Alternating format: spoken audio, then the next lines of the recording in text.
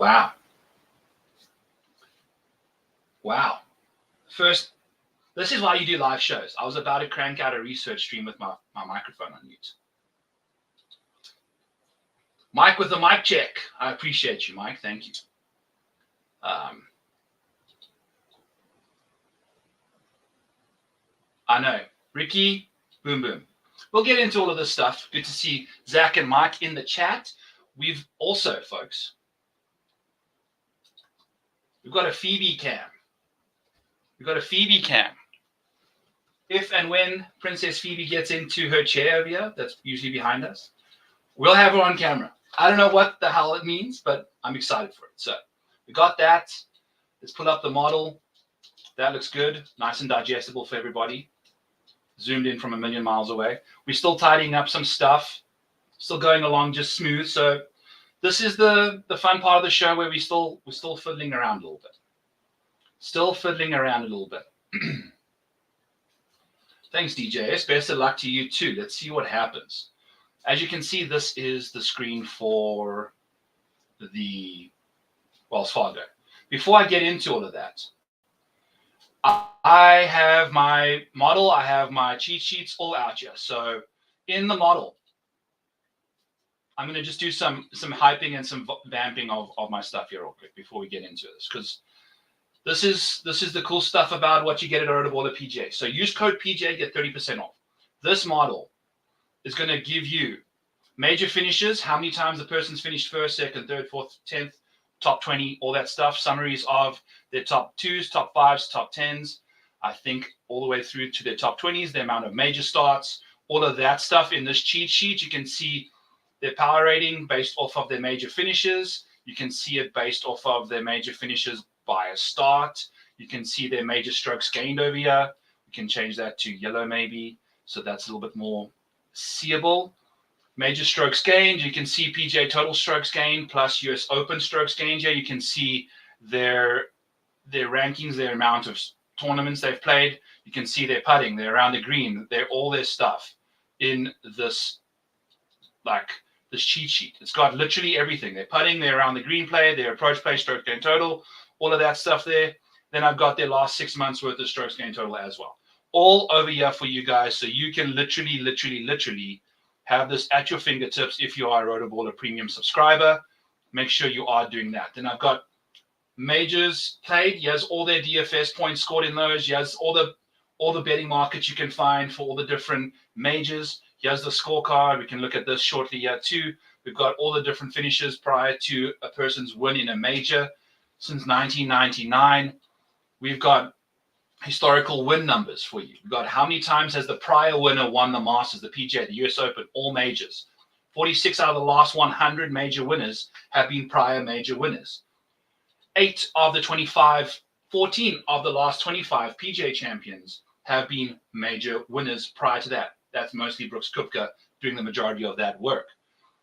As you can see, it doesn't really, it trickles off quite slowly all the way down to 20th. There's only a 6-spot difference. So if you're really looking for PGA Championship trends, you're probably going to want to look for prior winners. Since 1999, 56% of PGA Championship winners have been prior winners. 64% of them have finished second or better. So that, to me, is my magic number. For the Masters, it was even more so. 77% clip, second or better. For the PGA Championship, you're getting 64%. Then I've got strokes gained for all the different majors, how many times they played in them, blah, blah, blah, all of that stuff. So if you want a hub for literally every single spot you could find, anything that you need, I'm going to have course. I mean, what more do you need from a content creator? I've got everything for you. And if you use code MANIAC, I get 10% off. You get 10% off. You get my code, but we get you code PGA. I'm not going to benefit from it at all. You get 30% off, though, because Rotoballer PGA loves you guys. So use code PGA. The description, the link to this model is in the article that's in the description below. So if you're in the mood for that, go check it out. Boom chakalaka. Boom chakalaka. What is up, Darbo in the house? So, if you're looking for Scottie Scheffler, top 20s in all the majors. Let's say just majors in PGA Championships. You can take a look here. Look here, Scottie Scheffler in PGA Championships won you $190 since he's been doing these PGA Championships. And that's going to be where you can find information. Like you're going to have all this information at your fingertips to go and find all this stuff. If you're looking for who's got the best top 5 returns in PGA Championships, Will Zalatoris has won you your $100 in his last few PGA Championships. So this is what you're going to be getting from Will Zalatoris since 2021. For the top 10s, he's going to have provided you $200 return in that market. So there's a lot to like about the spreadsheet. You can see all these different things. You can use it for upcoming majors. I'll obviously revamp it to make it look cool, but this is the situation we're in here. Here's the golf course that we're kind of taking a look at. I know this is kind of a preview. We're going to still have to fix the model a touch, but I always have to try and provide people some information before we get going. So here's Valhalla. Let me pull this over a touch so you can see what's going on. There we go. Let's make that white. So Valhalla Golf Club, from holes 1 through, let's see, why are we super zoomed in? Let's get 85%. Maybe that's all we need. And then we'll have everything on here. But this is all part of the model. You can find it ready at your disposal. This is exactly what you can do when you are a Rotoballer sub. So I'm just going to make sure I have some random formulas in here real quick. We're going to make sure that we have exactly what we need. So yeah, as you can see, I mean, the average approximation distance is going to be pretty ridiculous. 81.6. So like, you're going to be seeing tons and tons and tons of shots from this 175 bucket. I kind of just did a very basic extrapolation of the golf course and just minus 310 yards from the hole yardage to determine what's the approach proximity going to be. You're going to see 5 shots come from 175 to 200, 6 from 200 plus. That's 11 of the 18 holes. 3 more come from 150 to 175. And if you're looking at those, hole number 1 is 174. So that just snuck in. You know, like you're going to really see these longer holes. You can almost say hole number 1 is in the 175 to 200. So basically 2/3 of shots coming from 175 and out. So really, really important this week. As important as having your microphone on loud. Also, I want to make sure that I'm trying some different stuff. And I'm going to do some sort of a giveaway at the top of each hour. We're going to come up with some sort of trivia, maybe, I don't know, whatever, just some sort of participation stuff.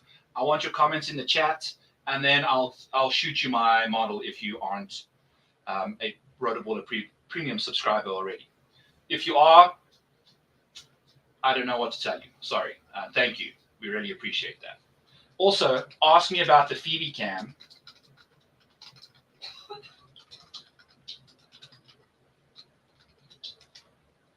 It's going to be fun.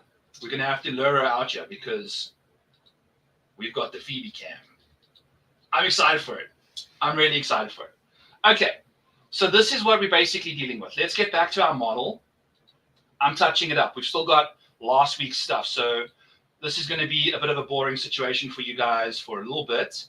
This is why, as the live guys, unfortunately, this is the struggle we'll deal with, but just know that you get the free stuff part of the live. You know, if you're a non-subscriber for Rotoballer, if you're looking for the model, let's see. How many does Dean Burmester win by? I'll hang up and listen. You're going to be having to hang up for a while there, Zach. I don't know, my friend. It's going to be, I don't mind him, though. We'll deep dive his past history and see what he gets up to. But caramba, you know, I don't think he's going to win this thing. I do think he's going to stand a good chance of playing some good golf, though. We'll take a peek and see how he goes. Okay, we got like a Wyatt Worthington the second in the field. Shout out to Wyatt Worthington the second. Andy Svoboda. These are all people that are apparently PGA Tour professionals. So this is our field.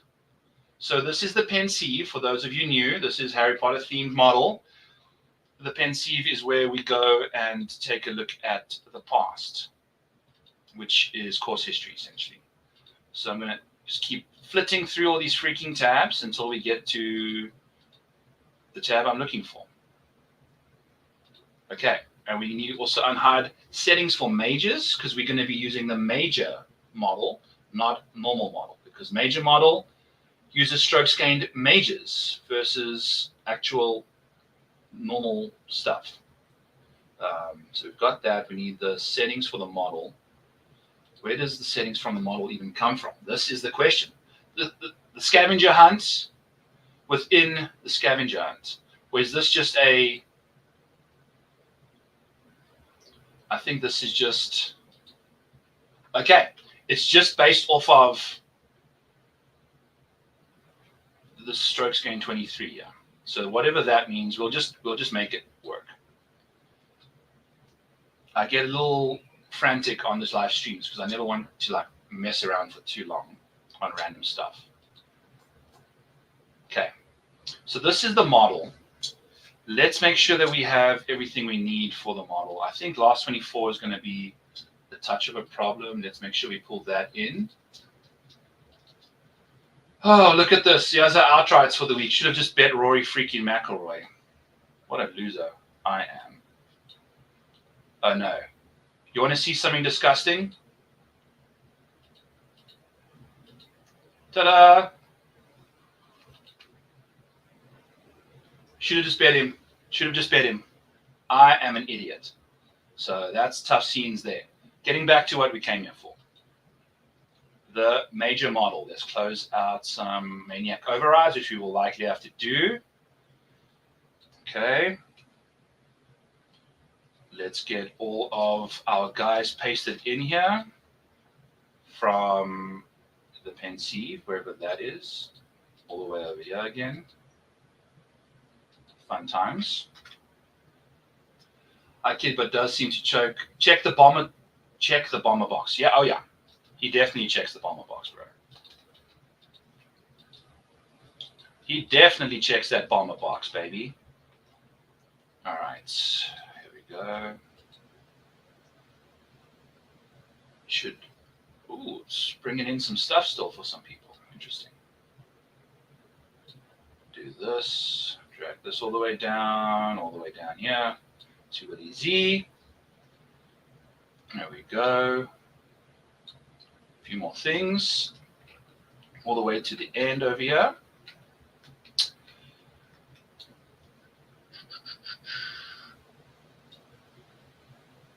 There we go. There we go. Beautiful, beautiful.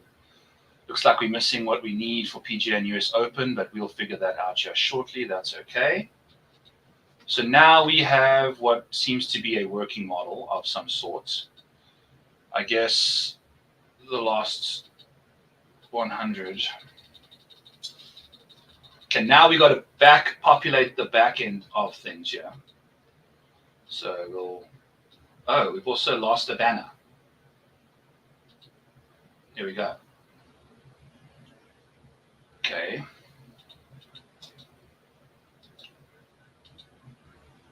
Now the last 100 rounds. This includes, yeah, this isn't including everybody. So I need to go over to Data Golf, pull up the last 100 rounds quickly for these guys from a quick query. This is the Joyce. I've already got the strokes gained majors in here, so that's good. Oh, wow, Will Zalatoris at the top of the pile. Who would have seen that coming? Oh, and guess what? I did it for just this week. So I need to do the strokes gained. Where's Scottie? I think I might have just done it for just this tournament. Yeah, God damn it, Scottie's not in there. So we're going to have to do that as well.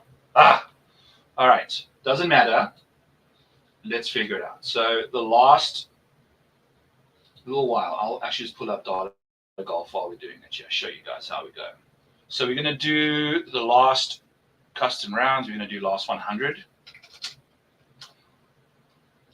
So this is like the majority of our data that we use for some stuff. So here's the last 100 rounds, Let's download this stuff and toss it in. Darbo, I started my stream without my mic on. The first minute was muted.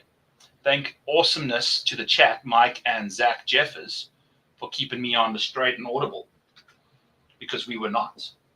We were far from straight and audible. All right, so here is the last 100 rounds. I'm going to pop these guys in here. There we go. Should have a lot more people. Let's get all the nulls out of here as well while we're doing this. Find what? Find null. Replace with what? Nothing. Okay. Nice. 48 of those taken care of. Then we're going to get strokes gained majors quickly. In fact, I'm lying to you. We're going to go just for this year, 2024. That's what we're looking for quickly. So we're going to go back to our query tool, just do a custom date range from the first of this year to now. As always, they have it perfectly for us. This is the top 150. So there's going to be some guys that don't even have data. We're going to have to wait for them to bring out the PGA Championship field that does this. This way we'll have information for everybody in the field, but until then, it's all good. Let's get our guys back in here. So here's for 2024. We'll paste that in here. Make sure that that's all looking good. Make sure that this goes all the way down. It does, all the way down to 151. Okay, that is good to see. Let's make sure that all the nulls are gone again. Replace all. 1,386 of them. That means, we got a whole bunch of amateur. We got a whole bunch of PGA professionals. Okay, so now we need to find strokes gained for the last 2017 majors. So we're going to go date range. We're going to change this to 2017. And we're going to hit that. We're going to change the event and courses. We're going to change it to major championships. Queried range. Boom, boom, boom. And now we are ready to party with our major track records here. Look at Ludvig's putting. Unreal. Unreal stuff from him. He's going to be a fascinating watch. Uh-oh. Uh-oh. Oh, Phoebe. You're on camera. We've got a Phoebe cam sighting, folks.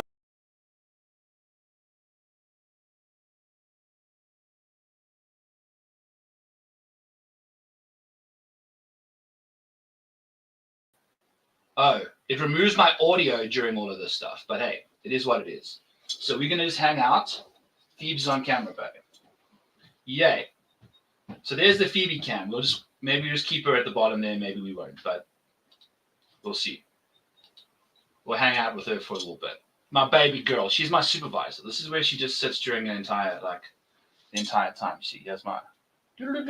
She's right by us, yeah. Okay. So let me know. Big fan of the Phoebe cam or not? You guys keep me posted. Alrighty. So we've got ourselves strokes gained majors that we need to change up. Let's get our boys in here. Ludvig. Scottie. Then Will Zalatoris. You know you're a data guy, you're nerdy when you know exactly all the stuff that's not showing up. Like, why is Scottie not there? What up, BB? Yeah, any filters or some gates you had on your microphone? I'm not on right now. Ooh, what do you mean? I will say any filters or sound gates you had on your mic before are not on now. See, I'm just making sure. Oh.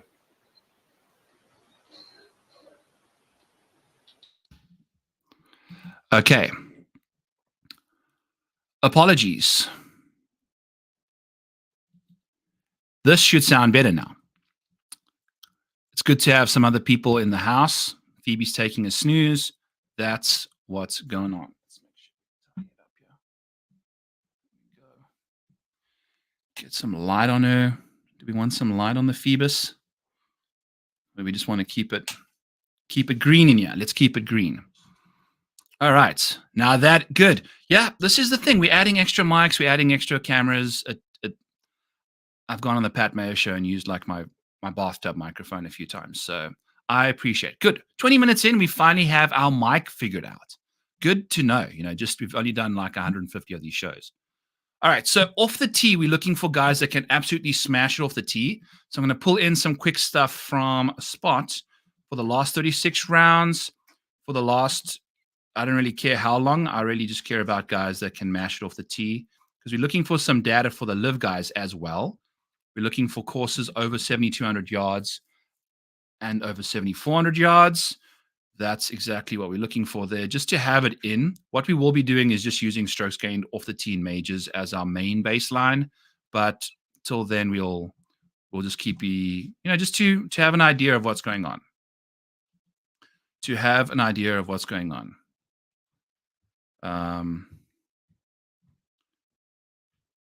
Okay.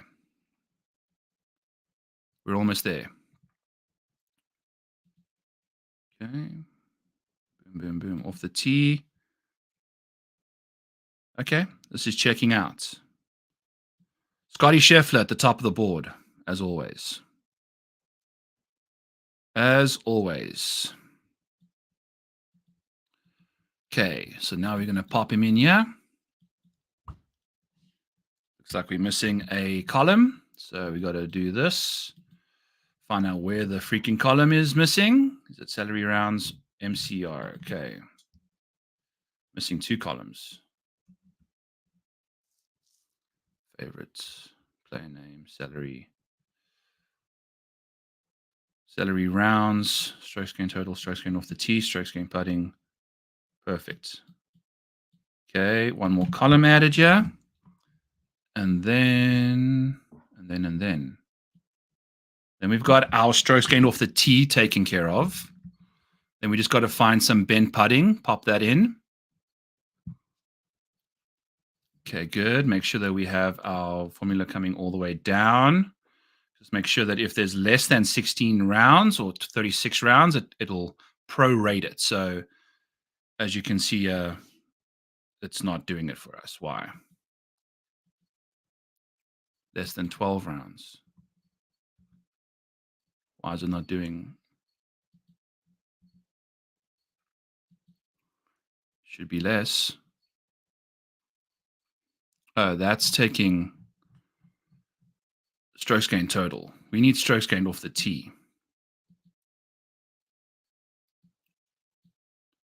Let's do that.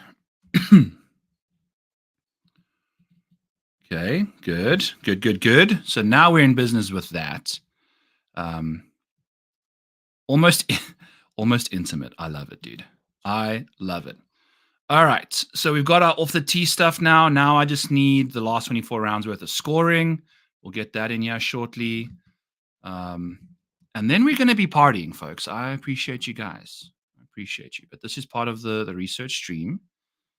You're going to get a little bit of the last minute stuff that we need to do before we can really take a look at the model. And we're also going to add a few things to the model this time too. We're going to do some fun stuff. So scoring. Yeah, let's just do scoring on these longer courses over the last 36 rounds. No, we're just looking for scoring this period. So we're looking for time frame. Let's do the last 6 months. And then we're going to have the average. And then we're going to pull in the stuff right here. Boom, chakalaka. Okay. Here we go.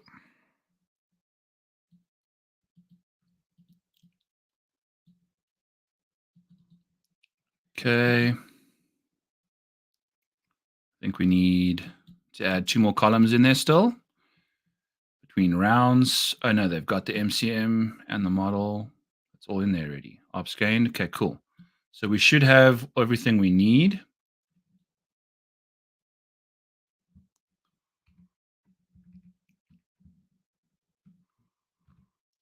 Do we?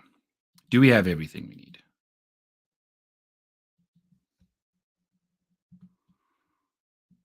Let's see.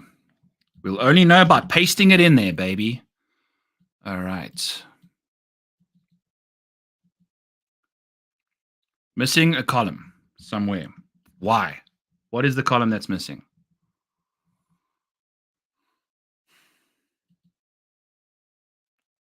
I don't know.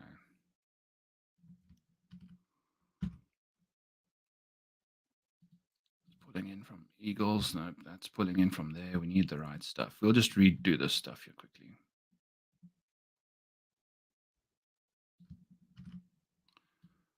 Okay.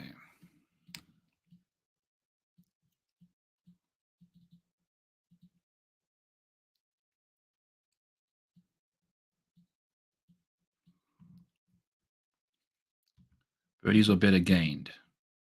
Let's move this over here. Okay. Got you in there now. That's wrong. The joys. The joys.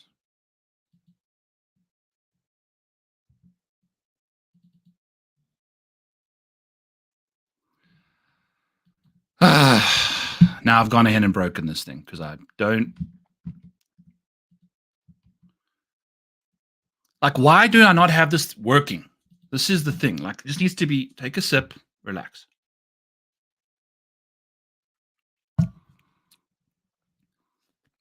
Rounds, ops gained, birdie or betters, eagles, birdies, bogeys. We've got it all. Why is this just, we're fine.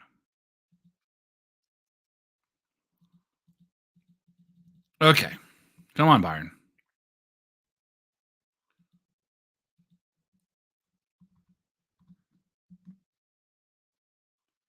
What does this even mean?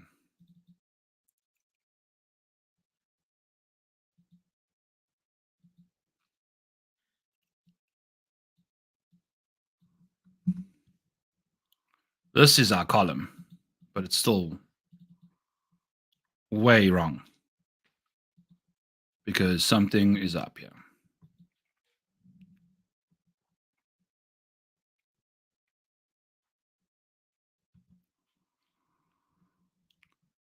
You know what?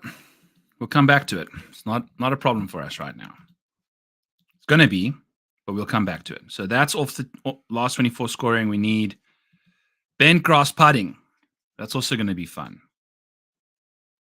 But you know what? We're just going to do majors. This is all we're doing. It's just major golf. This is it. All right. We're moving along. I'm not messing around with a whole bunch of random crap for now. We'll figure that out just shortly. Set 2023. We are doing strokes gained in majors. So history is going to be 0 because we don't have course history. We're not going to be doing that much recent form, although we still think that's important. Strokes gained in majors is going to be essential. 20% there. Strokes gained approach in majors. We're going to add 15%. Because basically, if you think about most majors, it's like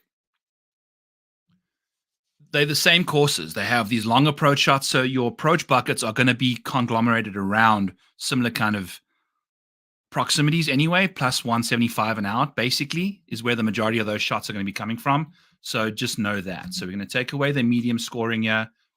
We're going to do strokes gained. We've got the majors in here already. We've got the, let's get distance. Good. Strokes gained off the tee. We're going to make that 0. We're going to make distance important. We're going to do the last 24 rounds. Sure, we can make kind of important. I don't even know. We're just going to leave that alone as well. Because that's not going to bring in live guys either. We want strokes gained off the tee in majors. 10%. Very important this week. If you cannot gain tons and tons of strokes off the tee in these major tournaments, you're in trouble. So you got to make sure you can get these strokes gained off the tee in majors. I think chipping around the green is going to be very important. We'll leave the par 5s out of here since most of the guys don't have par 5 scoring. We'll do, strokes gained in majors is going to be very important. I think getting up and down from these greens is going to be essential. Putting at this golf course also going to be important. we're going to just leave this metric alone. We're going to kind of try and make everybody the same. And just do strokes gained in majors, strokes gained approach. Let's just do 35% total. It's going to be a very basic model, but it's still going to provide us with a decent understanding of where we're going here. So we've got only 10% around the green. Want to get this around the green out of here. We want to get the putting out of here. We're looking for just strokes gained based off of what this golf course does. So we'll do 15% around the greens because I think this course is going to be tricky to do. In fact, we're going to do 15. And I'm going to add strokes gained off the tees and majors. I'm going to make that 15%. So 25% of our model is going to be driving. I feel like driving the golf ball at this venue is going to be very important. 35% for approach, 20% for total strokes gained in majors, and then kind of just taking care of business for the rest of the stuff. Yeah. We can make putting 15%. Let's make around the green 20%, and then we'll make the approach play in majors 40%. Cool. So that should give us a very random, very basic kind of a profile. It's likely going to kick out a lot of Scottie, a lot of Collin, a lot of. Let's see. So Ludvig, because he's only getting 20% putting, isn't necessarily going to be that high up in the model because it was all putting. It wasn't a lot of ball striking or around the green play that helped him get there. So Scottie, Will Zalatoris, Rory, Brooks, Xander, Jon Rahm, Collin, Hideki, Viktor, Matt Fitzpatrick. That's what is kicking out for us right now. It checks out to me. That's the 23 model. You know, like Maronk and these guys, they're going to be lower than the majority because they might have some really bad metrics that are driving them down. Once we get all these other guys' metrics in here, once Data Golf loads that up, we're going to be in shape. So that's what's going on here. All right. Okay. All right. Okay. All right. Okay. Okie dokie. There's Dean Burmester for you. All right. So we have our guys. Just make sure that we've got all of the stuff. 73, yes. Good. Okay. I'm also just going to make sure that. There we go. Pop this in. And now, 35 or so minutes in, we're going to really start researching the shit out of these people. Okay. And then we're going to pop this model into our little spreadsheet that's available to all of our premium Rotoballer subscribers. It'll be one of our final things we pop in there, as long with the rest of the stuff that we're going along the way. I'm really excited because the placement market is out. We had Tommy Fleetwood finish one shot away from a top 10 for us. We'll figure out a low South African. We can have a fun time, bud. Like, whatever you guys want us to do tonight, we can do.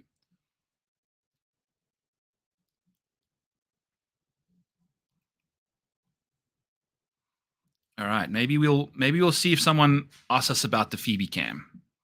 We'll get it back in there at some point. Okay, so DFS rank. Let's just get rid of the guys that are not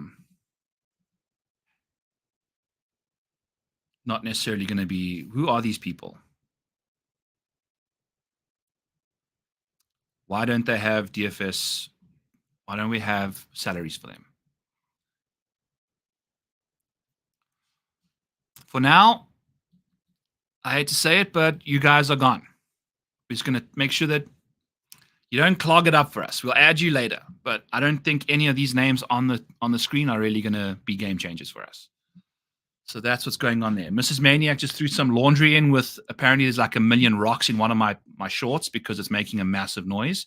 So let me go quickly. That's driving me insane. I'll be back in 10 seconds.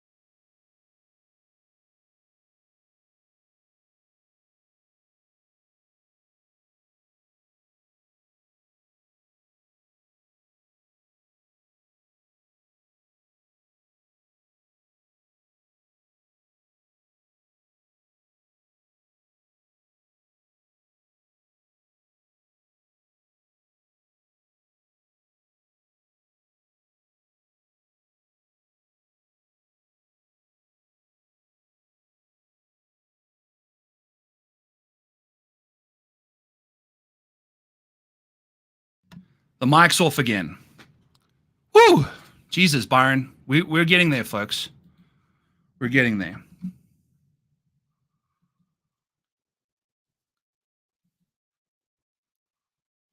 We're getting there. Okay.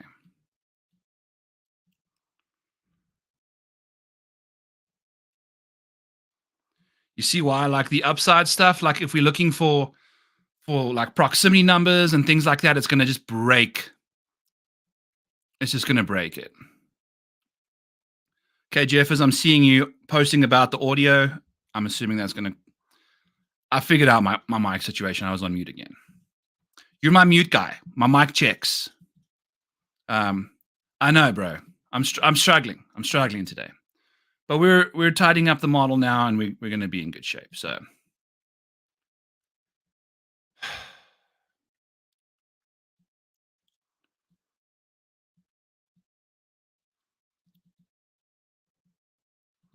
Okay. We've got majors. We've got major cut, like majors. We've got numbers for majors in here. That's good. You know, we always like to see that stuff. Okay. Make this all green. I was literally in the middle of working in my spreadsheet, and then out of nowhere, they decided to update Excel. So now I've got a completely brand new version. I had a whole bunch of different stuff that was all like saved up here in like small icon colors. Now all of a sudden they've changed the ribbon at the top here. Now I have to click on the quick access bar. Requires me to click a button to find all the other crap that's underneath it, because they've decided to give me descriptions of the quick access stuff that I've become very familiar with. So I'm kind of pissy about it. I'm going to get these DFS points out of the mixture as well. For now, here's our timestamps. Timestamps.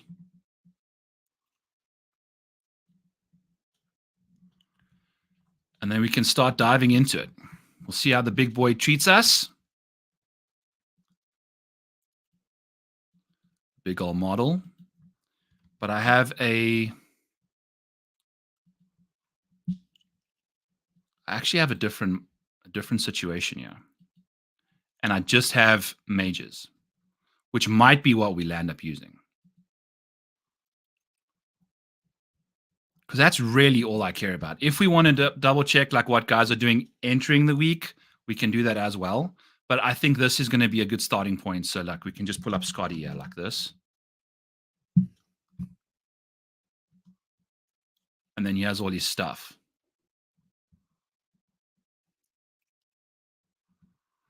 So now this is exactly how I want to go. Scottie wins at Augusta, gaining 1.8 strokes putting. The crazy thing about LSCC as well, he had one of his better putting performances up until Sunday. There's just one day that kind of lets him down. But as you can see, I mean, this Scottie Scheffler situation is ridiculous. Why is this red? That doesn't make any sense. Oh, let me just go to my quick access thing here and hit a few colors and, you know, like actually go and freaking find all this stuff. Got bugs in the house. This is the summertime. This is the summertime. All right, so here we go.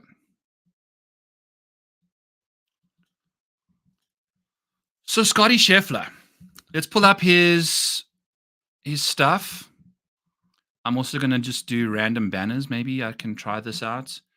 Scottie Scheffler. What does this do? It just adds more space. But do you want the banners? Does that look better, or do we want no banners? It's storming for you. I know. Ernie's been given the drug, so he's on the chilled out side of things. We'll see what he gets up to. I think I'm going to leave the banner away. It kind of takes away additional screen space for the left-hand side there. So I'm going to just do that. Let's take a look and see what Scottie Scheffler's bets are, because we're not going to bet him to win this tournament. He likely does. And who the heck knows? We have to chat about the fact that Scottie Scheffler just had a child or is having a child. We haven't heard about any of that stuff yet. Scottie Scheffler to finish top 5 is plus 105.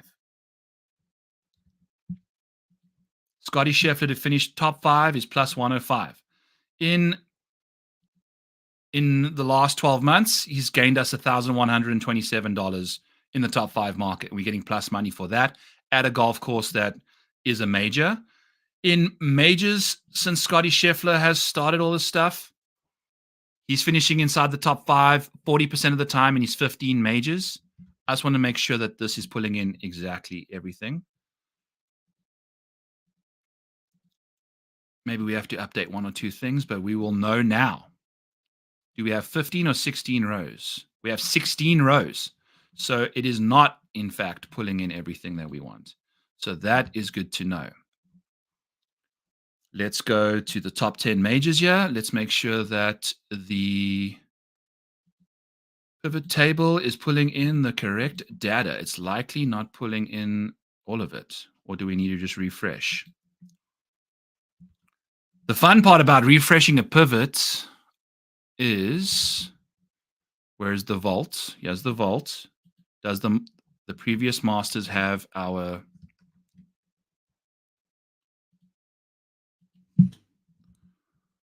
why we filtered on that?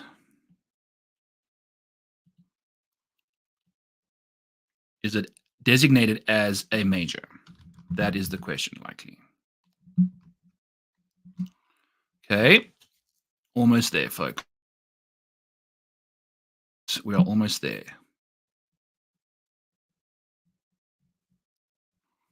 So these are all the majors since 2018, 2017.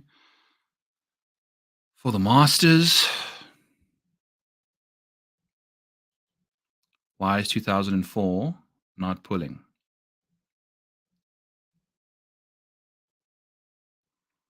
It says it's a major, so maybe we just need to refresh the pivot. It's got everything in there. It's got everything we need. Yeah, so you're fading Scottie going into the PGA Championship with all this stuff going on. I know. This is the question we have to ask ourselves. Like, are we in the mood for this or are we not? Because is he gonna be playing well since having the baby or not? That's the question. Okay, there's 2023 numbers. Do we have 2024 now? There it is. So what is going on? Why do we not have everything? What is Scottie Scheffler's number as well? While we mess around, 18417 is his magic number. Just 2 seconds here.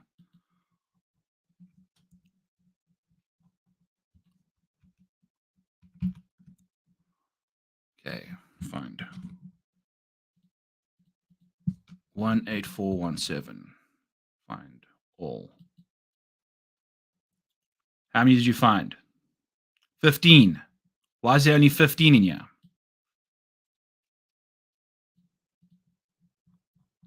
What are we missing? What are we missing?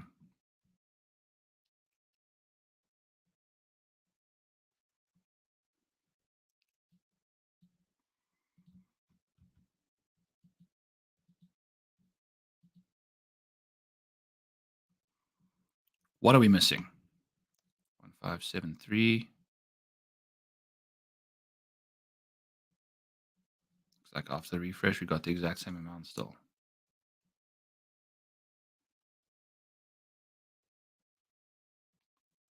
So anyway, back to Scottie Scheffler's wife.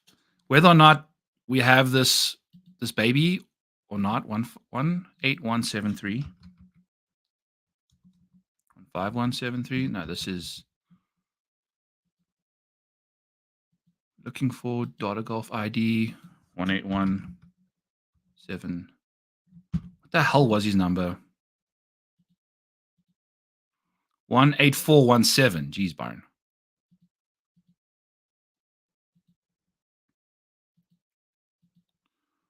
18417.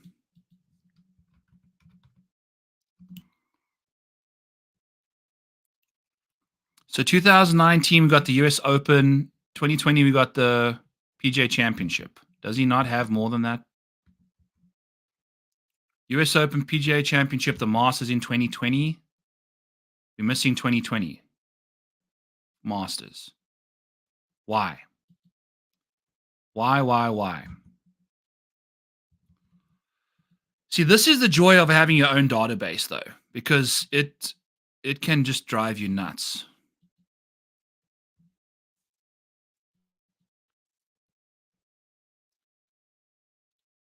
Like, what about this set of data is not being sucked in for some weird-ass reason? We're just trying to research Scottie Scheffler and try and figure out if we want to bet him for top 20, but no. So we've got everything that it's telling us to look for, yeah.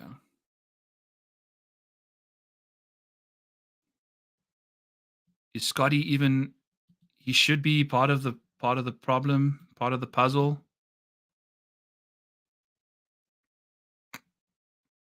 But yet he's not in here. Yet he's not in here.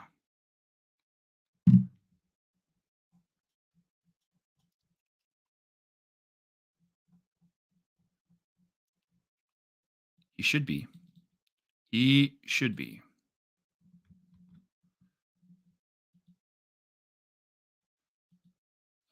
Okie dokie. Where are you, Scottie? And why are you not being pulled in? Like, I just don't understand what it is about. I just don't get it.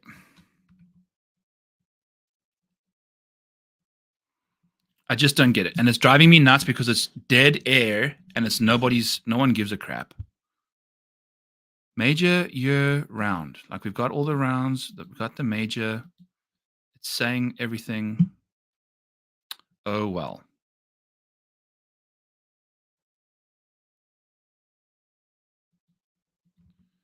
Anyway, I don't know what to tell y'all. It is what it is. So, Scottie, let's get back to his bets, yeah. So he's plus 105 and minus 175 for a top 10, plus 105 for a top 5. This is a very interesting number because plus money for a top 5 for Scottie Scheffler is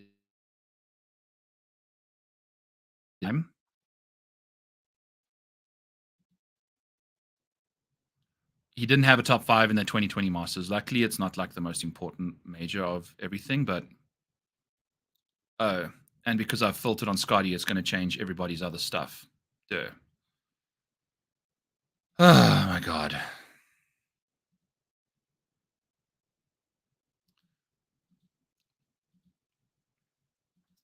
There we go. Here we go. Okie dokie. I'm going to just send out a quick tweet that I'm doing this because now we're officially in research season. We're officially in research season. Model is tidied up.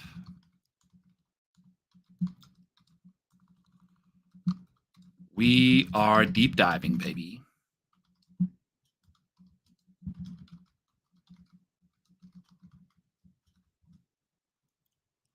Okay.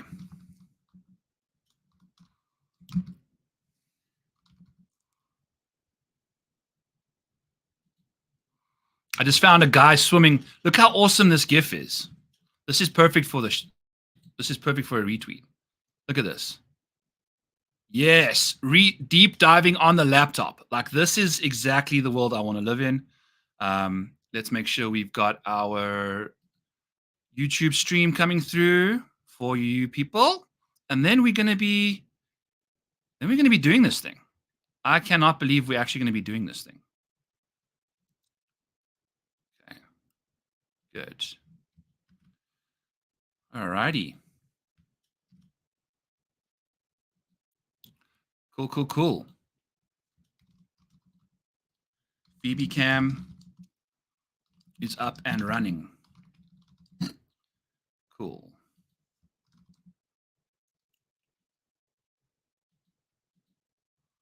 All right. And now we're going to start partying, folks.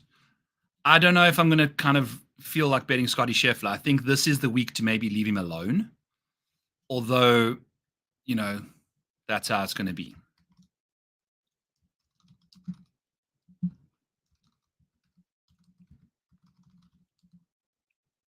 All right.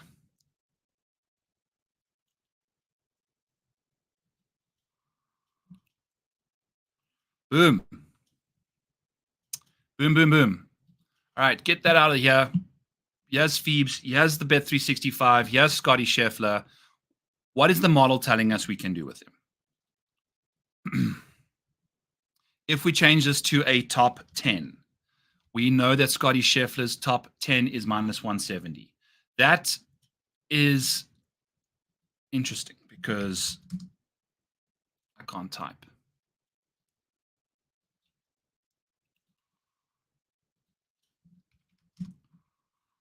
It's still telling us we're getting an edge there at minus 170, a 22% edge. Minus 170 implies odds of 63%. In majors, Scottie Scheffler is finishing inside the top 20 67% of the time. We know that we're missing one of his top 20s from the 2020 Masters for some reason that's not in there. I'll figure that out later. But in majors, he's doing it 2/3 of the time, which is above the average there. And it's likely up a touch because we know that Scottie's got that extra top 20. And then in the last 20 tournaments, he's done it 18 times. So that's what you're going to be getting from Scottie. That's what you're going to be getting from Scottie. And that's what we're looking for. It's exactly what we're looking for. So Scottie Scheffler, we've been chatting about him for who knows how long now. Minus 170 for a top 10, plus 105 for a top 5.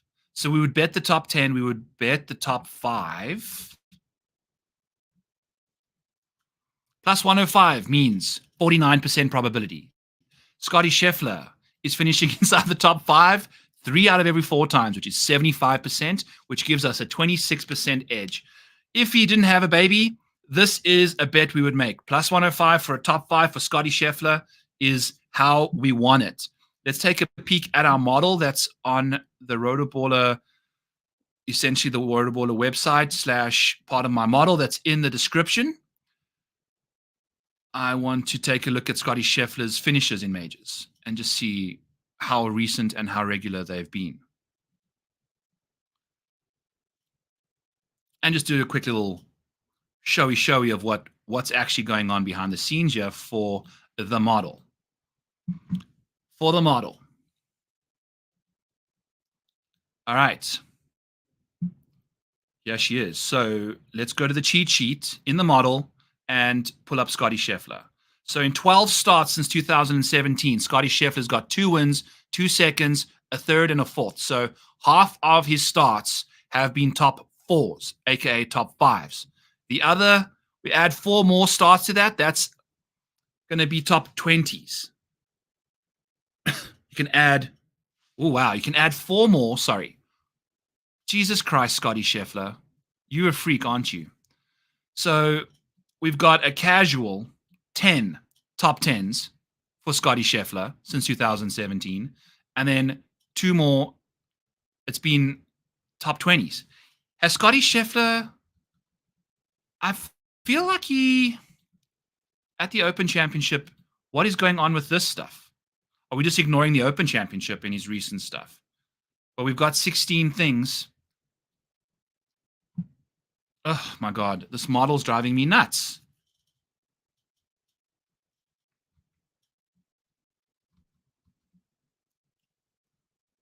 Why? Okay, let's hide the starts tab. Might not be the right one. But we know that these finishes are pretty darn fine. We'll make sure that the starts tab, I need to make a note about that quickly. I'm going to make it under my timestamps. Make sure that the starts total up is good. Starts total. check in model. Okay.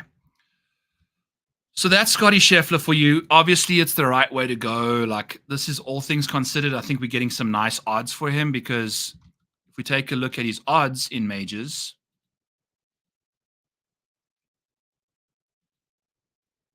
it's been brutal. Scottie Scheffler, let's just take a look at his top 5 market, for instance. His top 5 market, let's do just majors here. Okay. Filter on majors. Let's take a look at his top 5 market share for Scottie Scheffler.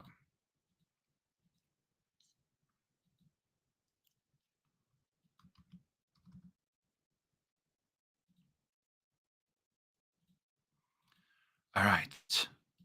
So if you take a look at what Scottie's been up to, his opening odds in the last few majors.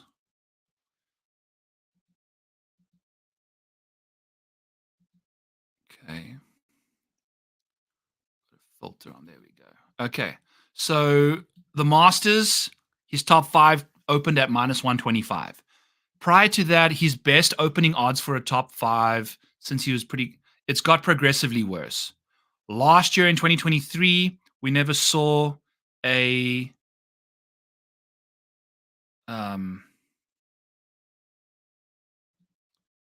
we've got 2 sets of US Open data in here as well. I'm just noticing that now. Why? Anyway, let's add that to the timestamps. Just freaking US Open dupes for 2023 in betting data. Holy sheezes, beezes. Okay. So anyway, what I'm trying to get at you is these are the shortest odds we've seen from Scottie Scheffler in a long time. Obviously, entering the week, we're getting some of the best form that we've seen from Scottie Scheffler in a long time. I think the baby needs to have given us some like these plus 175, plus 150 numbers, plus 105 with a baby just having come up. Who the heck knows where his state of mind is? I don't know if I want to invest that amount of money in Scottie Scheffler. It's just the thing with him. There's nothing to hate. The 13,200 price tag is insane. It really is. But it makes sense. It's likely going to keep his ownership down.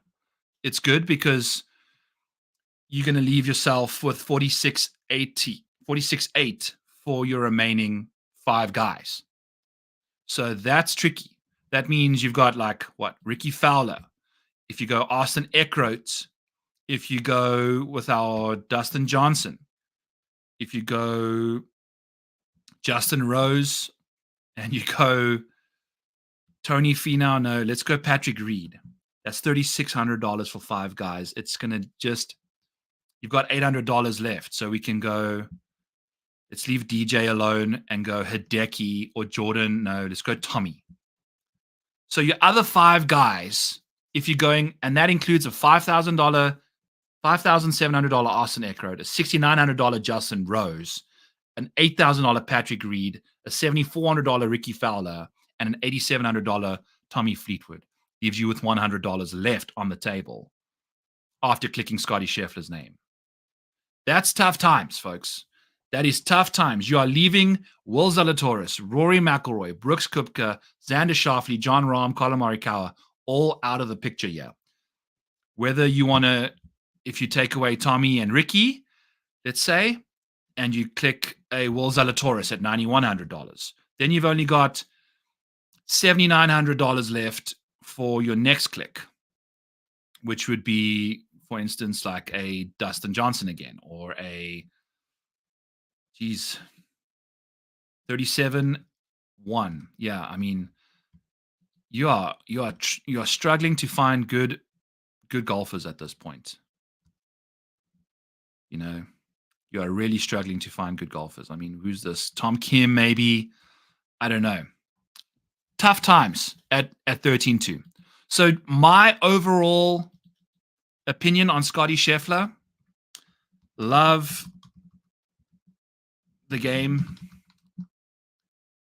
Will the game love him back? With baby having arrived. Is his mental capacity there? Likely not. Too much distractions going on. So that's my Scottie Scheffler take. We love him. He's obviously going to be grayed out well. We've got a chance. All it took was another Scottie in the world to come into the world, and we've got a chance for somebody else to win this major. So that's Scottie Scheffler for you. Let's chat about, we'll go down the salary thing here, because that's how it's priced. Rory McIlroy, second in, just had one. I mean, this to me, I sat here in this freaking chair last week saying, Rory McIlroy is going to go on a run. I woke up too late to bet the 91s at the Wells Fargo. Should have bet the 8.5s and called it a day.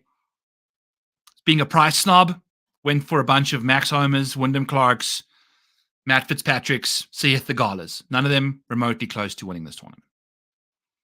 Then, to add on to my amazing mental capacity, I decided, you know what? I liked Rory for his upside, but I like Xander's consistency. Let's bet Xander at plus 105 against Rory for the entire tournament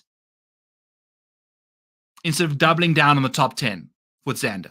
Because a good idea, a good exposure way, a way to get good exposure to Rory, or Xander, is to bet against Rory instead of just bet the top 10. And guess what? Xander shoots 13 under par, 12 under par, finishes second. We lose the matchup because the only fucking person we betted against was Rory McIlroy. What am I doing?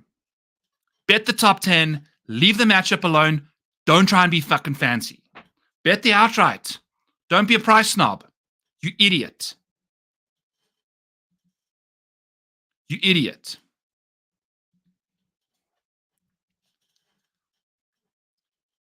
I've never scolded myself that hard on a stream before. Rory McIlroy. 63 minutes in. What has Rory done? 75% of his majors he's made the cut in. There's likely a missing major in there. Rory McIlroy, in his last 12 months, this isn't going to include his win, so that's going to change things up a little bit. But Rory has been struggling. He's lost you money in every market outside of the top 10 market, which is where we'll potentially be looking to go. He's plus money in the market for a top 10 at Bet365.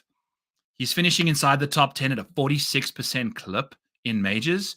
He's doing it over the last 12 months at a 56% clip. We're going to a golf course that suits Rory McIlroy's game incredibly well.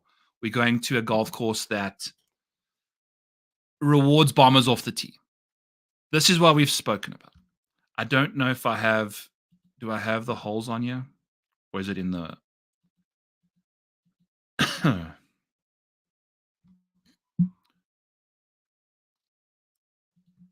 Let's check here. When you see a bucket that's got a 200 plus bucket, that's got a third of the shots coming from 200 plus, that's a Rory McIlroy golf course. When you see the scorecards say that the total yardage is 76.09, that's a Rory McIlroy golf course. When you see golf hole yardages for par fours that are sitting 484, 500, 463, 495, 494, 508, 572, that's a Rory McIlroy golf course.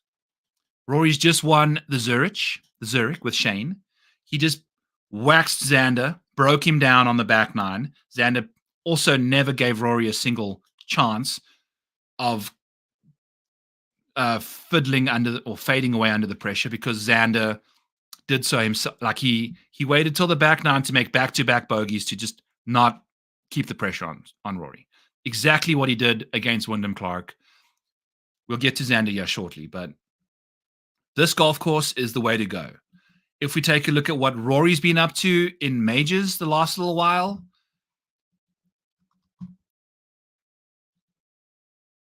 this is also why I'm not a fan of like Google Docs, but hey, it's useful for what we use it for. So Rory in majors. Top 10s would have returned $272. Top 20s would have lost you 337. He obviously hasn't won a major since 2021, but his top 5 market also would have returned 156. So potentially bet your unit and a half or so on Rory. I think just bet the top 10. Call it a day. In PGA Championships, he's returned $123 in the last 3. That's good to see. This is what Rory's situation is. US Opens, PGA Championships. This is where Rory thrives. This is a PGA US Open course. This is why we want to go to Rory. So if we take a look at the cheat sheet here for Rory, gee whiz, folks, the only thing that really sticks out here is the box that's white in the win column. The 3 other guys, let's move this by Z to A, make sure that it fills out nicely. Xander, it's like skip one, go one. We've got winner, non-winner, winner, non-winner. Rory has got every single finish inside the top 10 except for a top 10 on the nose. He's got a 9th, 3 8ths, a 7th, a 1st, 2 5ths, a 4th, a 3rd, and 3 runner-up finishes in his majors since 2017. So that's what you're going to get from Rory. Incredible stuff. Just wonderful stuff from Rory. His power ranking for me is 5th in all majors because we're missing that win. We just haven't seen a win from Rory in a while. I bet Rory last year at the Open Championship, I can't remember the course's name, at the golf course that Rory had won at, his last Open. We're going back to Valhalla. Rory's won at Valhalla.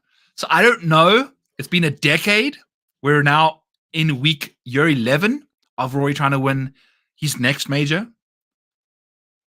Is it going to happen? Or is it top 2, top 3? I mean, look at this. Just a scattering of top 5s. 7 of them in the last little while. So good to see. I need to just look at this. Oh, my God. How do I get this open? Yeah. Unhide. Yeah, Rory, I think something's up with the starts column. We'll figure it out. The rest of the stuff all checks out. So deal with that. We'll figure it out. Oh, here we go. What is going on here? Where was that? What is this? Here's major starts over here. That makes a lot more sense. What is this other column? Is it just total? Is it the total of everything here? Yeah. Okay. Total. Cool. Figuring it out on the fly. So this is the cheat sheet you can find in the description of the video. We are back to business here. We need to speak about Rory. We're going to bet him top 10. I feel like that's the way to go with Rory. Do we want to bet him top 5? He hasn't quite been finishing inside the top 5s as much as we should see. After a win, it's going to be sneaky tricky. This golf course fits him really well. What is the best number for Rory out there for an outright? I don't know if he's going to win this tournament back-to-back. I feel like your chance to bet a Rory winner was last week, a.k.a. the PGA Championship, the Wells Fargo Championship. And just like we spoke about, I should also have linked our Pat Mayo play-by-player. Go check out our Mayo Media Network. That is out there. We were chatting about all our favorite golfers, which was a great show. A great show. So Rory's now 9-1, 8.5-1, 7.5, 8-1 to win this thing, which is good. Brooks is 14 across the board. So it looks like Rory wins and prices have shrunk. So that's always good to see when the market is fairly reacting to what we're trying to put out there. So I think we should have bet the Brooks at 16 ages ago. Maybe we can find something out there somewhere. But now he's 14. I really want to bet him. We'll get to him. He's coming up. Rory, to summarize Rory's situation, we're going to be betting him at plus 110 for a top 10 over at Bet365. Ty's paid in full. He's plus 210 for a top 5. He's only done that in about a quarter of his majors. He's top 10ing in 46% of his majors. So what is 210? it is 32%. So yeah, a slight decrease in edge there, even in his recent top fives. Yeah, it's neither of those are checking out for us. We like the top 10. That's the market for Rory McIlroy. Let's go. Jon Rahm, 74 minutes in. Would have been ideal if it was 54 minutes, but hey, it is what it is. So we've got Jon Rahm ranked as the 6th golfer in our rankings. It's likely got to do with the fact that he struggled a little bit last week. I don't know. We'll take a look here. Jon Rahm. What's going on with his? I mean, he was losing us money like crazy before he went to live. But Jon Rahm in majors, he's got a decent chunk of. So it looks like we're missing what? Jon Rahm should have 26 majors. So yeah, we're missing like some random stuff in here, but it doesn't matter. It's still a decent chunk. 1 in every 5 majors, Jon Rahm finishes 5th. 1 in every 3, he finishes top 10. 1 in every 2, he's finishing inside the top 20. And that's pretty much what you're looking at here. So Jon Rahm to finish inside the top 10 in a majors plus 175. Going into live data is going to be tricky. If we take a look at his like strokes gained over the last 24 rounds or this year, he grades out 29th in strokes gained. For instance, Brooks gains 14th most strokes. So the PGA Tour guys are going to give you better results in that market. But just looking at Jon Rahm, he hasn't really done the greatest. Struggled with the putter, I guess, the last time we saw him at Augusta. Tough scenes for him.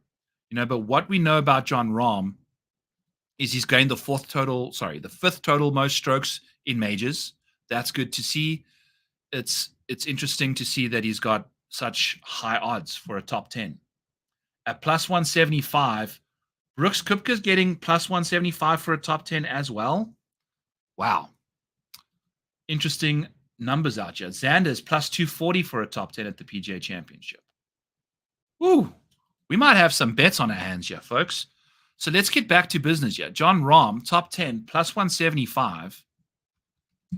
That implies that it's happening 36% of the time. In majors, it's happening 33% of the time. So a small edge there. We won't have his data in the 8 rounds before he left to live. His top 10 rate dipped to 25%. We know he's not playing the greatest golf right now, but his major track record is ridiculous. If we take a look at this, I mean, Jon Rahm has 2 wins, a 2nd, 2 thirds, a 4th, and a 5th. So it's 7 top 5s in 26 starts, 11 top 10s in 26 starts. That likely goes up since, like if you just make it since 2019, for instance. I don't know when he won, but it's what you're looking for. By the way, major, I thought I had something where I have, look at this. I didn't even show you guys this. This is the best part about the model. So we're trying to find Jon Rahm. Let's find Jon Rahm here. Rahm. Clear Rahm. Boom. Okay. So Jon Rahm, in his 2023 PGA Championship, he had that weird round. Finished 50th. 48th in the 2022 PGA Championship. 8th in his 2021 PGA Championship. 13th. And missed the cut in 2019. So Jon Rahm's PGA Championship career really hasn't been great. We've only got an 8th place finish from him so far. I guess what I could have done is taken a look at this part of the sheet, which would have definitely told me that the 8th place is the best finish since 2018, where he finished 4th. So it's been a while since Jon Rahm has shown some form in these PGA Championships. These 2 most recent finishes are not ideal. Very sad to see. I should have a way of making this a little easier to see for you guys. There we go. So what are we going to do with this guy?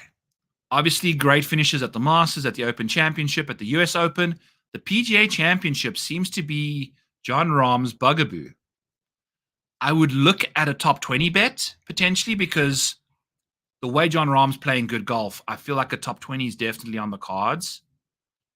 But man, this is easily his worst of the four different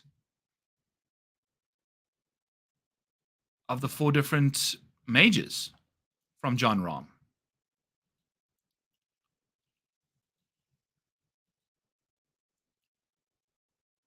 Let's take a look here. What's Jon Rahm been up to? Clear. Jon Rahm. I see we have a spotted Sia Najad in the chat here. Jon Rahm. PGA Championships. Wow. So since 2021, he would have lost you $600 if you try to bet every single bet of Jon Rahm in the PGA Championships. $600. You would have lost 370 in the top 20 market, 114 in the top 10, and 102 in the top 5 market. 27 to win, not ideal. It's the only major Jon Rahm would have lost you money in. I think we leave him alone. He's not coming off of the greatest track record here in LIV. I don't know how we feel about Jon Rahm. The course fit, everything fit. It's a major. It's a spongy, like, golf course that requires booming drives and long iron prowess, which is Jon Rahm's thing. We just don't think he's got the recent form. We just don't think he likes to play PGA Championships. It's a very weird situation. So leave him alone for Jon Rahm. Have you seen his PGA track record?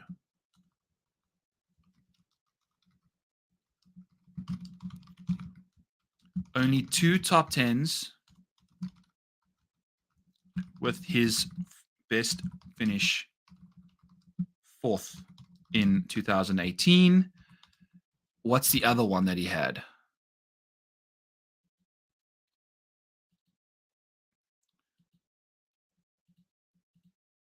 Where the heck is that number? Where is this? Oh, yeah, we go. 8th in 2021. 8th in 2021. Cool. So, wow. Did not realize how bad Jon Rahm was. Okay. Is Rahm a DFS play? It's all ownership dependent, dude. I think that's the thing. I don't know how many people will notice how bad he's been in these PGA Championships. I don't know how people are going to react to his LIV situation. It could mean, based off of Xander, Rory, and Scottie, Rahm will likely be the cheapest guy. We got Brooks ahead of him there and Ludvig as well. So there's a lot to like around him. He's likely going to be a cheap play. I think that's probably the market to attack him, is in GPPs. I wouldn't call him a cash game. I wouldn't call him anything other than that. I think he's going to be a tough sell. Hey, folks, 10th time, long time. We haven't already addressed how disrespectful plus 3,500 is on Wyndham Clark. Yeah, it's gross. We're going to get to him. And look at this. Look how far we have to scroll down. He's $9,500. So, again, the disrespect.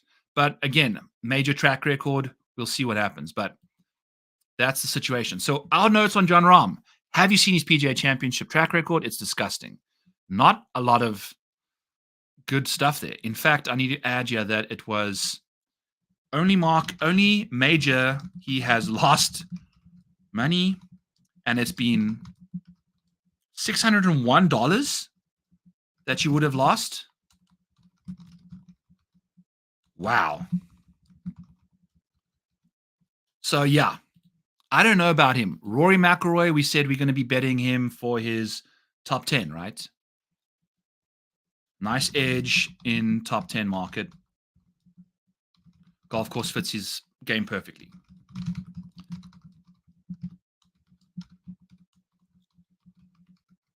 Perfect. Awesome. Okay. Xander Schauffele. Let's chat about Xander Schauffele at 83 minutes into the show. But before we do that, actually, I want to do a giveaway. Get this chat pumping up a little bit. Let me think about let me take a look at my model here. And I'm going to pull this off the screen.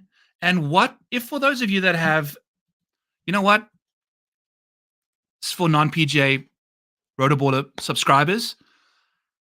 If you are a PGA Premium subscriber, let me know. And if you get the question correct, then we will take care of business for you. Do you like the Phoebe cam? Phoebe. Oh my goodness, she's too cute. Anyway, so let's think about a giveaway here. I'm going to take a peek at I'm going to take a look at my model, which is in the description below. And I'm just going to do 2 filters. And I'm going to filter on some strokes gained, and then I'm going to filter on finishes and just see who pops up.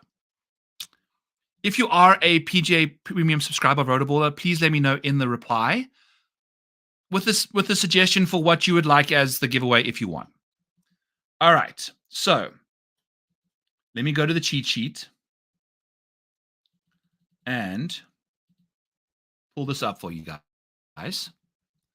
I'm going to filter on, sure, how about you know what? I don't even know who you're talking about, Sia. Oh, Wyndham Clark at Valhalla. I don't think he's played there, buddy. Let's do PGA Championships. Let's do strokes gained. Okay, so what I've done is I've pulled up strokes gained for the PGA Championships and US Opens, which I'm using for both of them. So that's the situation there. So strokes gained since 2018, basically. I'm going to filter on strokes gained greater than, let's take a look here.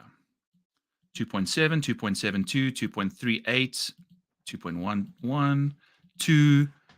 Let's do over 1.5. Okay.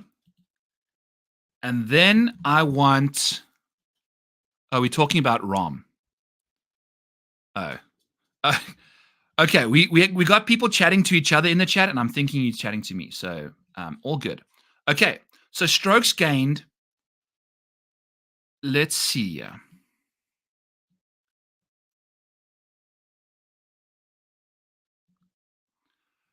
Okie dokie. I'm going to do one more person.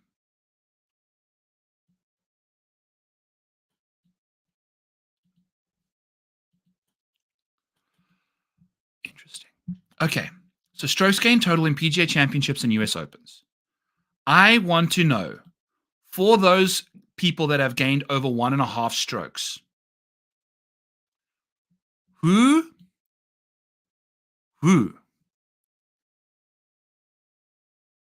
in his PGA, let me just rephrase this whole thing. I should have had these pre-written out.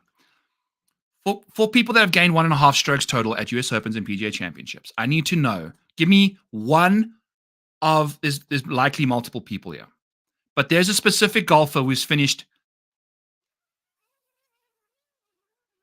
There's a golfer in majors who's only, his best finish is a 3rd. He's only got 1 top 5 in majors since 2017. Who is that golfer? He's got a 3rd in majors since 2017. It's his only top 5. And he has gained over 1.5 strokes in PGA Championships and US Opens since 2017. That is the question. Mike with the Hideki take. No. I guess I should hold my Phoebe's left. So Phoebe Cam shut down for the meantime. I'm going to, wow. Okay, folks. We've got Cantlay, we've got Xander, we've got Hideki. I've already said Hideki's wrong.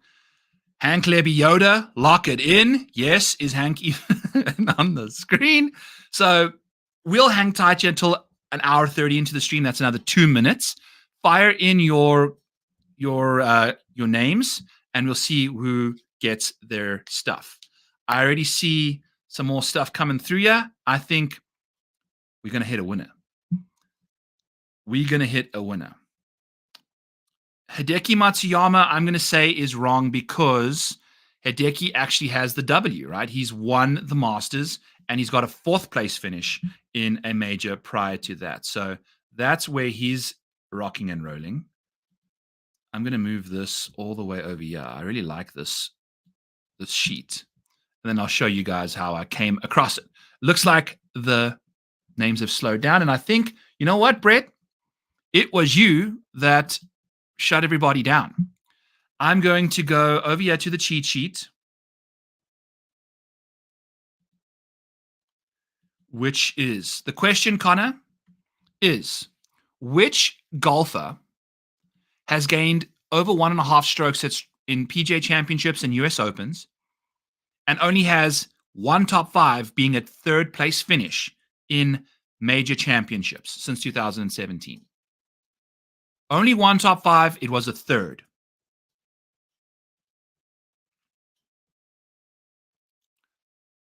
We're going to pull up our answer here, and it's going to be Brett.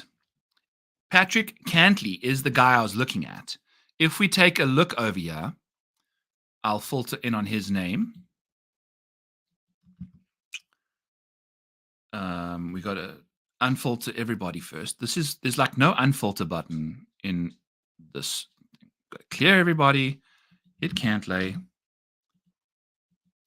Phoebe's gone and laid on the other couch. And here it is. So this is what I was using. I was using my little sheet. So since 2017, Patrick Cantley's gained literally 1.5 strokes in the PGA Championships and US Opens. He's also only finished 3rd in his last few majors one time. We've got an 8th. We've got all that stuff elsewhere. Tons of top 20s. Got like 10 top 20s in 24 starts. Yet he's only got 1 top 5 and 4 top 10s.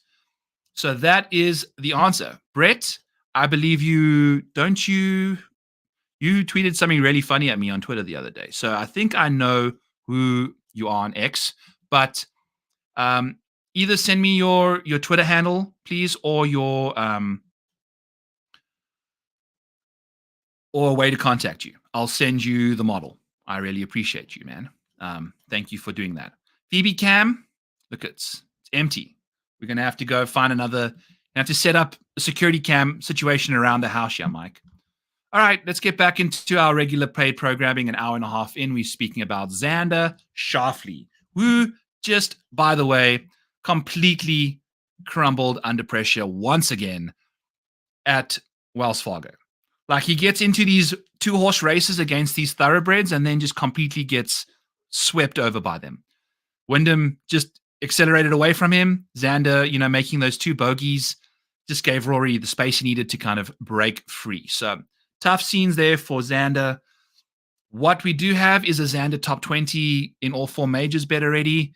But I think, going forward, we can probably bet that bet again somewhere. I think we're going to go top 10 and top 20s. Xander Schauffele in his 23 majors, according to our Google Doc, which I just exited out of. Great stuff there. I think he's also got a decent chunk of starts. Xander, cheat sheet. Pull him up here.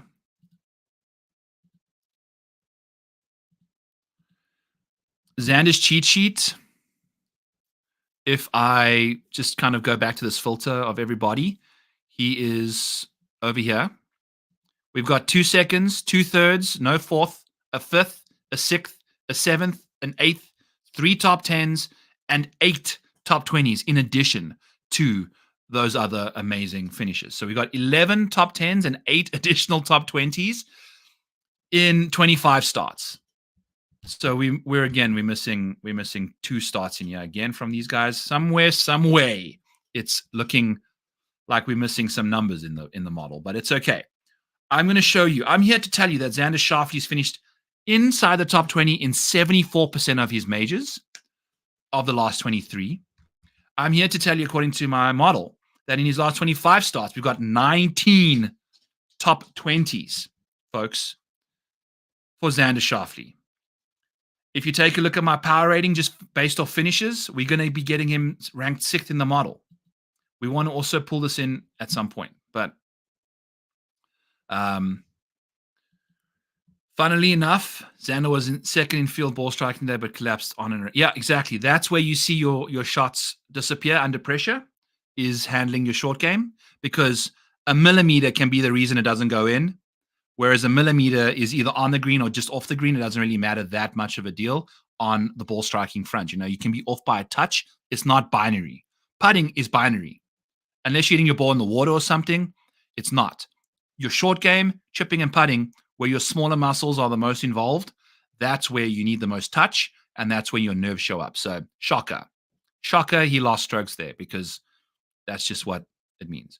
I'd like to say the same thing about Xander, but Xander did shoot the 20th best round of the day. He wasn't touching Rory no matter what. He wasn't, and it was the 20th best round of the day, but we are speaking about Xander Schauffele, who's led the field in strokes gained total. He's the best golfer statistically in the field and played like the 20th best golfer in the field when it mattered. That's what we're getting at. Like, I understand, good round, congratulations. You need to really be at your best when you need to be at your best. And he's not when it matters. It really is showing now. He's mojo, he's motivated. Like, he walks around looking like he's just been scolded by his parents halfway through the round. Like, go take it, man. Take it. Rory was walking, bouncing down the fairways, like doing the Rory bounce along. Xander, just miles behind Rory, behind him in the fairway. Like, he wasn't dictating the pace of the walk down the fairway. He wasn't taking control of the moment. This is why you bet Xander Schauffele for top 20s in majors. Xander Schauffele currently at Bet365 is plus 240 for a top 10. That seems like a bet I'd definitely make. And then I would go to the top 20 marker when that drops out, because that'll be even money. And I'm here to tell you now that that's the bet you're making, because Xander Schauffele in top 20s this year is 7 out of 10 times. In majors, it's 74% of the time. So we're actually getting an even better return for a top 20 for Xander in that market. So call it plus 240 for the top 10. Let's see what that edge kicks out. It likely is going to still kick out an edge, because that is a ridiculous number. 21% edge based off his regular season last 12 months. He's doing it 7 out of 70% of the time. Plus 240 implies it's a 29% probability. We're doing it 70% of the time. That's, the top 10s. Top 10s, he's doing 50% of the time. Top 20s, he's doing 70% of the time. So let's do top 20. And let's make it just even money. I don't know why it would be even money. It'll be very close. I also haven't pulled up. Do you guys know if there's any other sports books that have PGA Championship odds up yet? So if it's plus money, again, so even if it's plus 100, we're getting a 20% edge. And the thing is, that's not even including his major track record. Like 74% in majors is bananas good. That's a 24% edge as well. So incredible. Let's take a look at what he's got up to in the PGA Championships.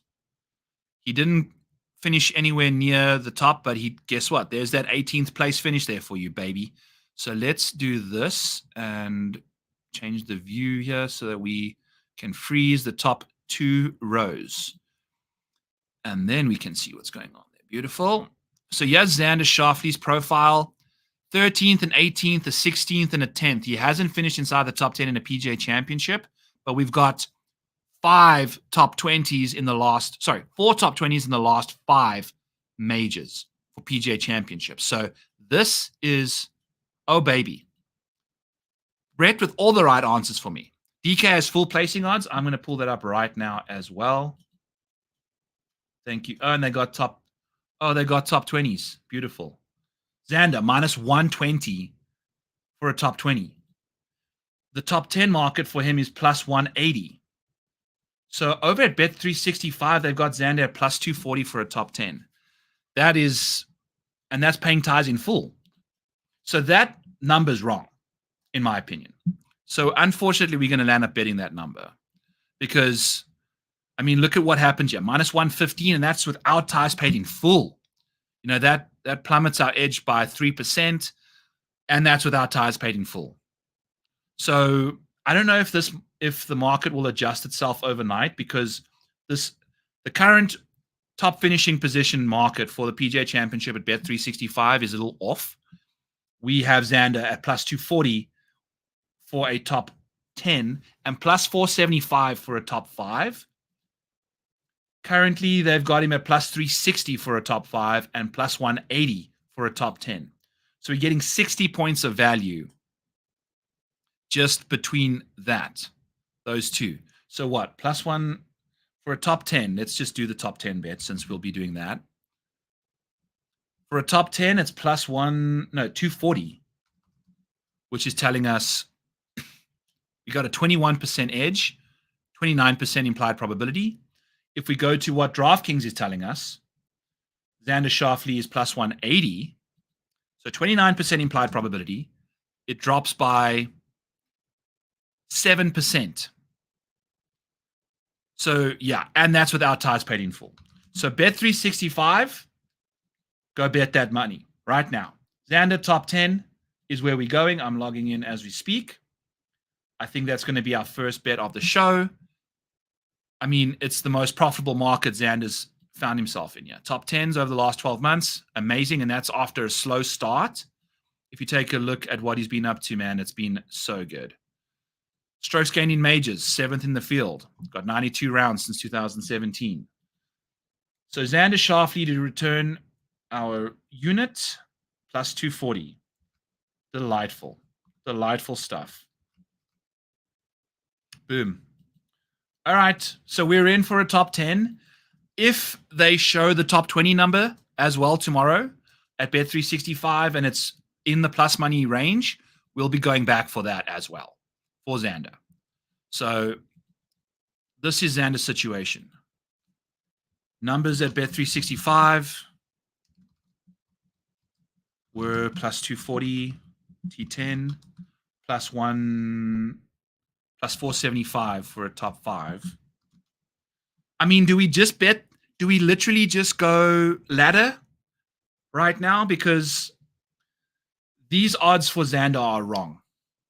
I mean, the ties paid in full in the T5 market is really important, and we're getting plus 360 at DraftKings and plus 475 at 365. Maybe we just leave the top 10. I think we just leave the top 10 situation here because he hasn't really shown us the top 5 stuff in majors, you know. He's there and thereabout. We'll do the top 10. We like the odds there. And if we get plus money in the top 20 market, we'll go there as well once Bet365 drops those numbers. So that's how we're dealing with Xander. Okay. We're going to say plus 180 and plus 360 at DK. Waiting on 365 T20 odds. We'll bet them at plus money. Heavily. Potentially 2 units. I mean, it's one of the craziest situations you'll see in golf. Like, this is what Xander does. Top 20s in majors. It's been incredible. So that's Xander. Let's chat about Brooks. I don't think he's going to win this thing for Xander. That's just, you know, we've obviously got that inference there already. In entering the week, gained the second most total strokes outside of Scottie Scheffler. So that's what we're getting at, Darbo, is the fact that there's no one better than Xander Schauffele on this planet outside of Scottie Scheffler from a strokes gain perspective. Yet, if you watch Xander Schauffele try to take on Rory today, you would think he's like a top 20, courtesy of his 20th round today. Best performance. You know, like, that's the thing. Xander don't got that clutch gene. Showed it to us once again. It's a sad state of affairs. Beginning of the third round, he looked like he had a weight of the world on his shoulders and Rory was smiling. Yeah, exactly. It's like, where's the comfort in these situations? He's been in them so often. I don't understand why he doesn't have that, like, excitement about it all. Many will be selling this week's edition to typical shenanigans, but consistency. Yeah, exactly, Connor. This is why we're going to Xander. Bet him in the top 10, bet him in the top 20 markets. We're going to be doing that a lot. I've already got him to finish top 20 in every single major. You know, this is the world we're living in. So I also have the top 10 every single major, but a little less on that. Let's chat about Brooks Koepka. 103 minutes in, we spoke about Xander for 13. We'll try and speed this up, but it's going to be tough to do because I want to bet Brooks to win this tournament. And now at 14-1, me and Pat were speaking about, if Rory wins, if Xander wins, Brooks's number is going to get better because one of those guys' odds are going to get shorter. No, Rory's odds just got ridiculously shorter. Xander's still priced above Brooks. And yeah, we sit with egg on our face. Where's the love? When you saw Rory giving Tom a back massage in round 1, you knew it was over. Oh my God. By the way, Brett, please send me a way to contact you or just confirm that the guy on Twitter, the Brett that I retweeted that funny Jason Bateman meme that you sent me, that is you. So I can send you the model. Or let me know if you are a premium Rotable subscriber and I'll try and subsidize you in another way possible. So shout out to Brett on getting the Patrick Cantlay trivia question correct. We'll do the next one here at 2.5 hours, considering it was that long. All right, so Brooksy at fourth in DFS ranking price-wise. And, perfect, buddy. Thank you. Fantastic. Congrats on your great trivia grab there. Brooks, I'm just going to take you to this situation here. This is Mr. PGA Championship. He's at the top of the model that we have on the screen right now because he won last year's PGA Championship. He's also won the 2019 and the 2018 PGA Championship. He finished second at the 2021 PGA Championship. So we know Brooks can go back-to-back in the PGAs. He just won last year. Brooks has been playing very good golf in these majors. If we just take a look, let's just ignore 2022 where he didn't really finish better than 55th. He was semi-injured. He wasn't doing his stuff. We have seen Brooks kind of sucked it up at the Masters this year, made the cut, but finished 45th. When we have these years where Brooks is playing good golf, like look at 2019. Second at the Masters, won the PGA Championship, second at the US Open, fourth at the Open. Then went and finished seventh at the Masters, and then I think he got, COVID. That was 2020. So just the upside around this guy is incredible. And I'm looking at odds for this dude at Bet365, and I'm wondering what's going on. Because and even DraftKings, they've got the same odds, plus 175 for a top 10 and plus 333 for a top 5. 350 at DraftKings, plus 175 for the top 10. If we go ahead and pull up this cheat sheet here, also data, I need to unfilter all of this stuff. There we go. Brooksy, he has got 10 top 5s in his last 24 starts. He's got 13 top 10s. So almost betting the top 5 is a better way to go in majors. He's got one more top 10 than he has top 20s. And he's got three more top 10s than he has top 5s. And only two more top 2s than he has top 5s. Sorry, two more top 5s than he has top 2s. 8 top 2s, 10 top 5s, 13 top 10s, and 14 top 20s. So I feel like if you're betting him for a top 10, top 20, you're likely losing out on a bit of value. I would look at the top 5 market for Brooks if you're looking to get exposure to him in that realm. The difference between a top 5 and a top 10 for him doesn't really seem to change. Brooks Koepka in majors. So we've got major top 20 rate of 57%, a top 10 rate of 52%, and a top 5 rate of 43%. Basically justifying what we were saying there. This major top 5 rate is higher than Scottie Scheffler. It's the highest in the field outside of Ludvig, who's only played once. So that number's bananas. If we type in here, Brooksy for a top 5, I feel like this is the bet we're going to be making. Plus 350, plus 333 with ties paid in full.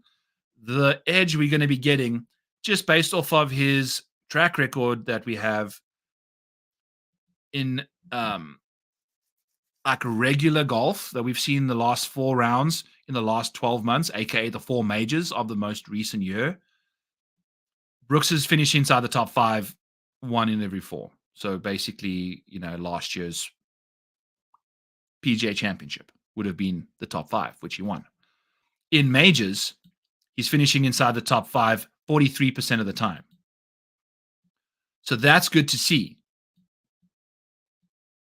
It's good to see. It means that our edge is huge because the odds of plus 333 imply a 23% rate. We know Brooks is doing it at 43% clip.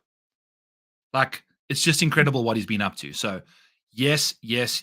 Brooks Koepka, top 5. We're also going to bet this guy to win this tournament. 14-1 is a brutal number. Where's the 16s at? Brooksy, bet to top 5, which he does in 43% of his majors. Plus 333 is 23%. His top 20, his top 10 rates and top 20 rates is only marginally better than top 5. Okay. So you're looking for Brooks's upside. You're not looking for his safety. He provides you with tons of safety, but at the same time, he's providing you with upside. I would imagine after having won his most recent live tournament, I'd imagine heading back to a PGA Championship, we see Brooks Koepka doing the stuff that we've seen Brooks Koepka do.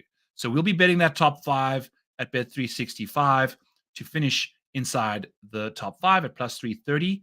That's going to be a delightful little wager for us there. And off we go. So place that bet right now. So we've got Xander at plus 240 for a top 10, Brooks at plus 333 for a top 5, Rory at plus 110 for a top 10. So we've bet the top 3 of the top 4 guys so far, top 5 guys. We would bet Jon Rahm based off his major track record, but that's ass at the PGA Championships. Scottie Scheffler just had a baby. Ludvig has got a knee injury, but we don't think that's big. That is that big of a deal. We're taking far too long, but you know what? We're having a fun time. It is what it is. Bet365's 30% weekly booster will be available. Will likely get us closer to 20 on Brooks. Okay. Yeah. I think so. I'm also going to go take a quick peek at some other numbers because I'm literally just going to bet him if I can. I wish I had. I mean, the fact that he's now 14 at all the places he was 16 at, literally yesterday, thinking we weren't going to lose that value, it looks like we've lost it significantly. Womp womp. Oh well. Okay, so I guess I'll bet it some other time. But we are looking to bet Brooks at 14, I guess, is fine. Like whatever. Ugh, yuck. What does that do to us? What does that do to us? Come on now.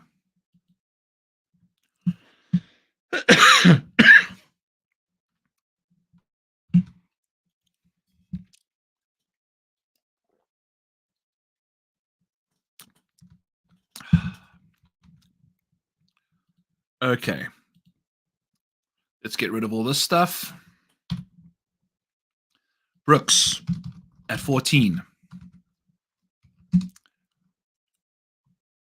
Okay, so if we do somebody else randomly at, say, 35-1 for Wyndham, we get to 10.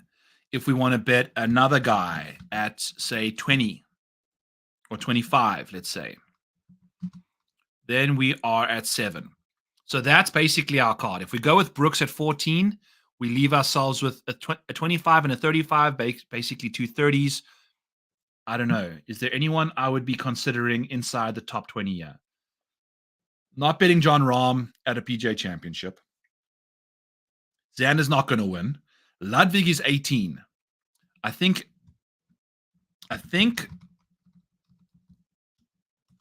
we'll put him down. If we go Brooks and Ludvig, we're at 7.88. So we can still do maybe a 50 to 1 option, 55, 60 in that range. So that's how we're going to be able to, a 60 to 1 is our next guy if we go Ludvig, but we likely won't do Ludvig. I don't know if the PGA Championship at this venue is really going to suit him. I don't know. The fact that Ludvig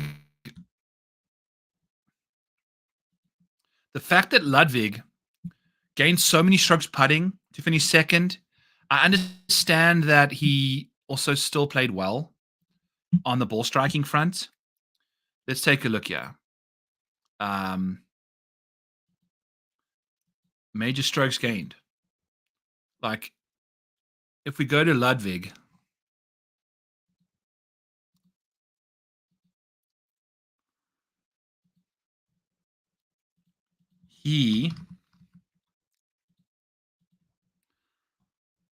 okay, that's not what I need. That's not what I'm looking for either. I can just go back to this thing. I should probably put this in here as well. All right, so let's do Ludvig. I want to take a peek at his stuff.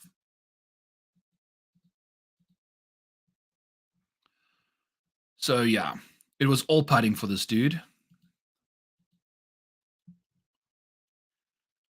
He lost around the greens in every single round. He also lost on approach in 2 of the 4 rounds, gained heavily in the other 2. Off the tee was automatic, gaining 1.2 strokes off the tee per round. Automatic. We likely see that again. That's unfair off the tee. But the approach play only, he gained 3.8 and 3.4 in round 2 and round 3, and then lost 3.8 strokes on approach in the other 2 rounds. But during those other 2 rounds, he gained a quick 5.6 strokes putting.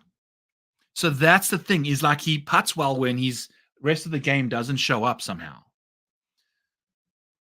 So I don't know what to make of this dude. A second place finish is obviously huge, because if we go back to our little cheat sheet here, our major finishes of historical majors and stuff. Like, if you take a look at, look at this. Major finishes, your best finish in a major prior to a PGA Championship. In 2023, the best finish was a win. 22, win. 21, win. PGA Championship, Collin Morikawa shows up at Harding Park in COVID. He wins, with his best finish being a 35th place finish. 2019, 2018, winners both had won the PGA Championship. So outside of Collin Morikawa, the last 6 PGA Championship winners have been a major champion. It's been Phil Mickelson. It's been Brooks and Collin. That's the majority of those wins. Prior to that, 9th, 7th, 2nd, 1st, 2nd, 1st. Then we get to some weird wishy-washy stuff. So 1, 2, 3, 4, 5, 6, 7, 8. 8 of the last PGA Championship winners. 8 of them since 2012 have finished 1st or 2nd. Only 3 of them have finished 7th, 9th, and 35th. So a 1st or 2nd in a major championship is very important to me. And that's why I have this top 2 column in the cheat sheet. Because if I'm betting somebody that doesn't have a number in this column, I'm going against what I said I was going to do this year. We need to make sure that we are betting guys that have these second place finishes. So I'm going to filter on them and see who are guys that have really good strokes gained in these majors that don't have a top 2 finish. And we'll see, because Let's just filter by major to start off with, and then we'll go PGA and US Open. So notable guys with no top twos is Ricky Fowler, Patrick Reed, Patrick Cantlay, Tony Finau, Minwoo Lee, Charlie Hoffman, Austin Eckert, Chris Kirk. These are all guys with majors that have really good. Austin Eckert seems like he's got a ridiculously good track record, yeah, from a major strokes gain perspective, but he's only got 3 starts in majors, but still, he's got a top 10 and a top 10. That's good for him in one of his starts. So that's impressive. We'll chat about that. But, this is the thing. You're going to be getting Sahith Theegala fits in this mix. Russell Henley, Adam Scott, Taylor Gooch. Taylor Gooch doesn't have a top 10 in a major. He's got 2 top 20s. That's it in 10 of his starts. So this is what you can get with my model and the cheat sheet in the description below. Ludvig has that second place finish though, folks. That's the thing. So he's definitely a consideration.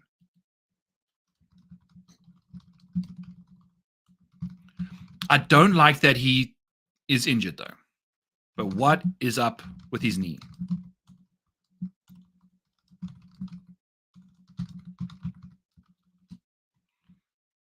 Checks the box for a second place finish.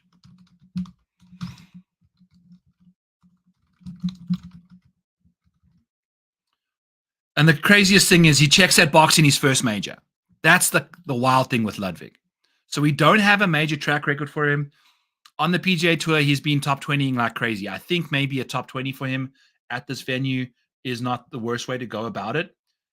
For a top 20 for Ludvig, he's minus 105 at DK. Taking a look at his odds between the two, Ludvig for a top 10 is plus 200.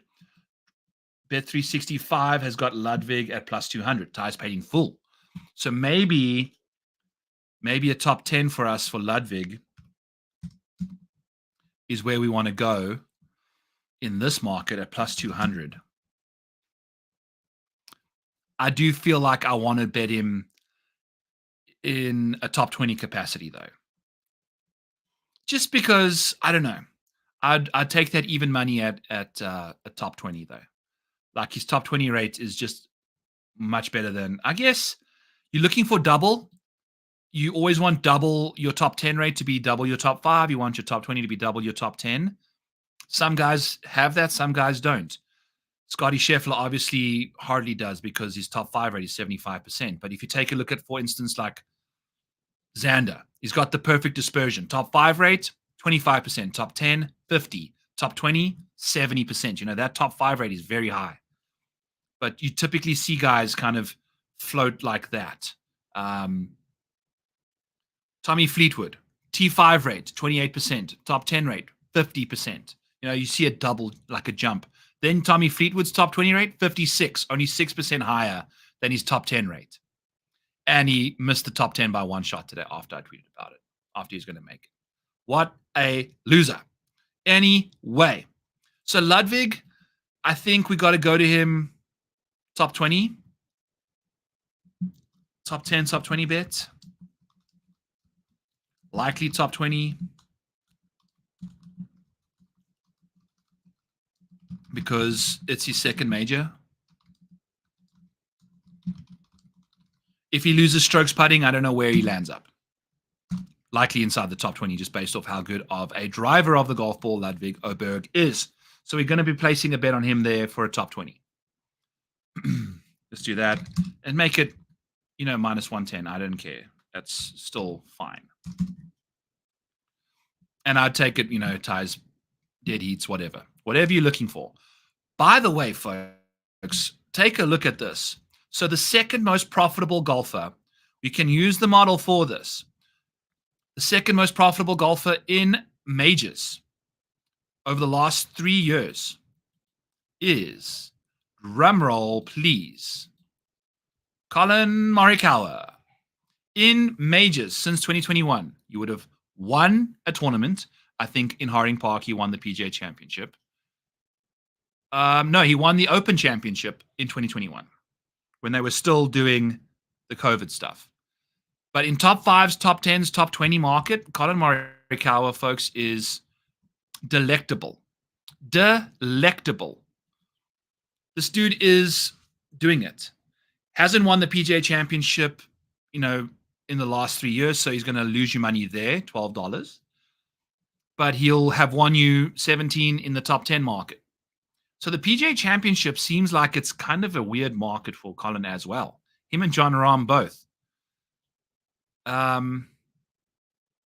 Obviously has played well in the US Open both times round.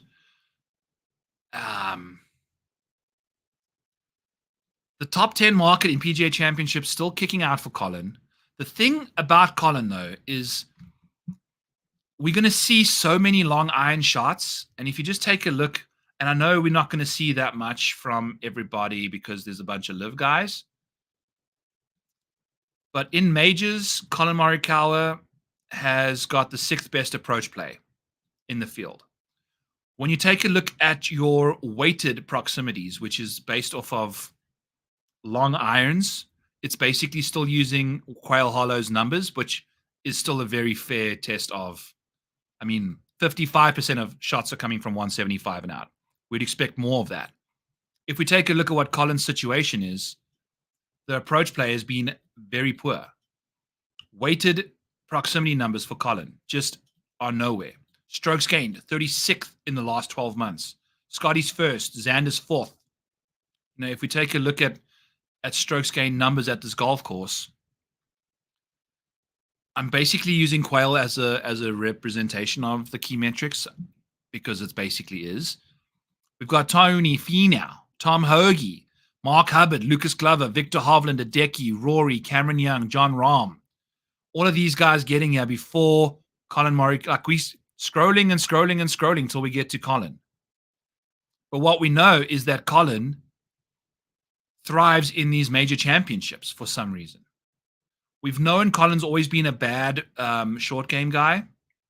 I'm going to show you Collin Morikawa's strokes gained in majors around the green. In fact, we're just going to pull up our strokes gained over here. And I will show you. You can use my model in the bottom of in the description. So strokes gained total in US Opens and PGA Championships. Collin Morikawa is right over here. His approach play has been incredible. He's gaining over a stroke per round in that department. About half a stroke off the tee. So ball striking 1.5 strokes on average. Then you get the short game. Collin Morikawa is gaining 1/3 of a stroke putting in majors, in US Opens and PGA Championships, actually, since 2017. He's also gaining around the greens. If you take a look at Collin Morikawa's historical track record, it's not like these are just random samples. Like he's just never been a good chipper or a good putter. If we take a look at his career summary over the last little while, spot the putting and around the green column. Like, look at this. For someone who's been historically this mediocre / neutral around and on the greens, for him to have this kind of a baseline in majors is rather impressive. He does well. He does very, very well. So for some reason, it's what you're going to be getting from Collin in majors. It's just the short game is there. If you take a look at we can scroll down here. Take a look at his major championships over the last little while. Gaining. Lost a bit at the Open Championship. That's actually landed up being one of his worst since he's won it. The Open Championship, he's missed the cut the last 2 times. Disgusting. What a terrible, show up in your debut, win it, and then miss the cut the next 2. Outside of that, on US soil, we're gaining putting. We're gaining chipping. He's doing something right in the short game department every single time. At Oak Hill, we were gaining around the greens. This is what you're getting from Collin Morikawa. I don't know why. It just is what it is. He thrives in these majors. The last little while, we've lacked a few results. And also, by the way, we don't even have the Masters in yet. If we put that in there, it gets even prettier. So a third at the Masters, a 10th at the Masters, a 5th at the Masters. He's been doing good stuff there. He'll probably land up winning that at some point in his career. But again, look at all the strokes gained putting that we're seeing, all the gains around the greens, very impressive stuff. What we are seeing is he lost at the Open Championship on approach last year for the first time in his major career. That's fascinating to see. And if you take a look at his approach play recently, he's dropped by about half a stroke based off his historical baseline. Since showing up in 2020, 2019, he's been gaining over a stroke on approach every year, basically. 2022, 0.87. This year, he's gaining 0.4. That's half of what he did in his worst season in 2022. It's 0.66 strokes worse than last year's approach play. And it's got to do with I've done this thing before, but it's got to do with how his long irons have been struggling.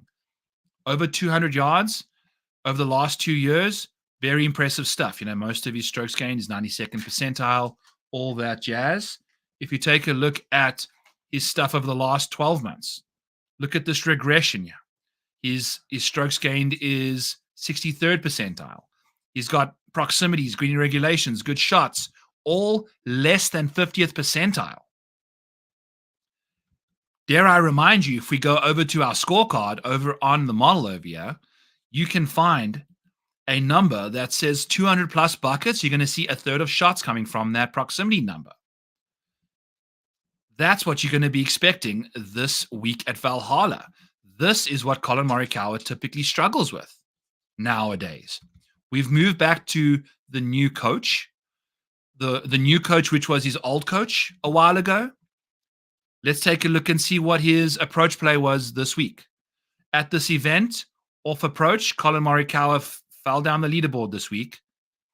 As always, was right at the top after round one, shoots 3 over today, and was the 43rd best approach play in the designated field event. He gained the 9th most off the tee, the 14th most putting. Collin Morikawa at Quail, where you see a lot of long irons, round 1 shows up, 6th best round of an approach, looked good. Round 2, 51st. Round 3, 35th. Round 4, 61st. There's 69 golfers in this field. One of them is Nick Dunlap. Another is Grayson Murray. Another is another. What are we doing with Collin in that realm? The approach numbers have just been dire. Around on approach, what are we doing, bro? What are we doing, bro? Hitting in the water on 17. Just nothing good. He hit 1 or 2 good approach shots all day. That was from far away. Good. On the par 5s, we're losing strokes on approach, on these long irons. All of these par 3s are long par 3s. We were losing and gaining. This is Collin Morikawa's game. It used to be the best part of his game. And if you look even this year, since January 1st, it gets even worse. Even worse. I mean, strokes gained is the 22nd percentile for Collin Morikawa. His poor shot avoidance is through the floor. 22nd, 56 percentiles off his 2-year baseline, according to Data Golf. Yikes, dudes. Yikes. But Collin Morikawa in these majors, man. It's incredible. Take a look at what he's been up to. In the cheat sheet, yeah, if we filter on DK pricing, you can instantly see. We need to unfreeze this stuff a little bit. Freeze, unfreeze. Why? Where is it? Are we filtered?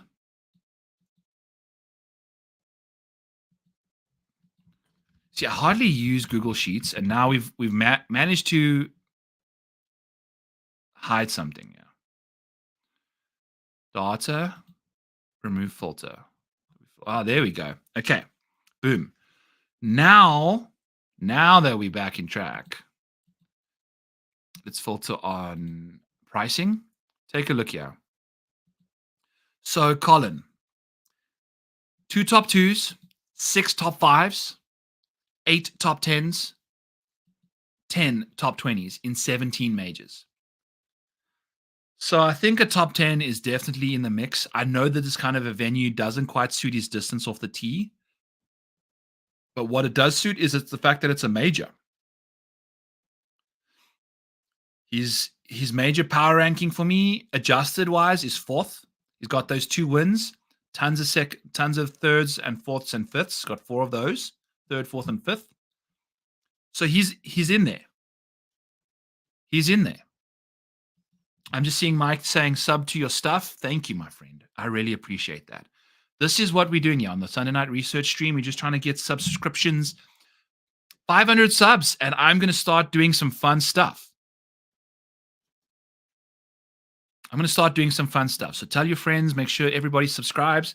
Let's have a good old time. Shot like Harden in the house. What are we talking about, Joe? I was top 10 in the $3 birdie most 20, and your boy Small Hands win. Hey, buddy. I told you.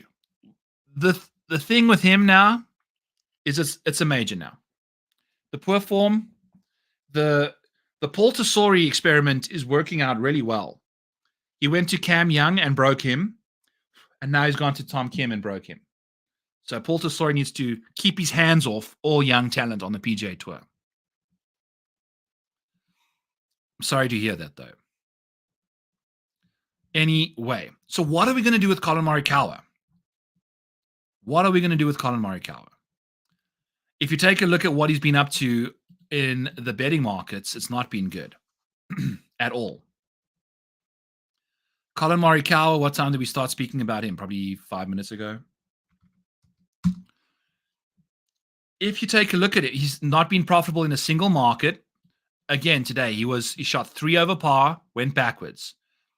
His top 10 rates, top 5 rates. I mean, his top 5 rate's pretty solid. 1 every 5 times. He's inside the top 5. Not terrible. But his top 10 rate, one of the worst of the elite in the last 12 months. It's just these major championships that he shows up for. I don't understand how. I don't understand why. But that's what he does. I feel like we got to bet this dude. Plus 320 for a top 10. Plus 600 for a top 5. I feel like that's probably the way to go. Plus 600 for a top 5. Plus 47% of the time he's inside the top 10. We know that that's slightly inaccurate because we know that he's got a few more starts. I think 17 is the magic number, but still. So Colin at plus 320 for a top 10 in a major implies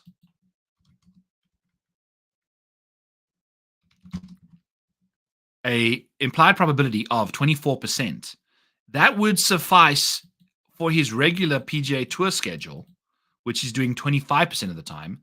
But in majors, he's doing it 47% of the time. So this is where we would go.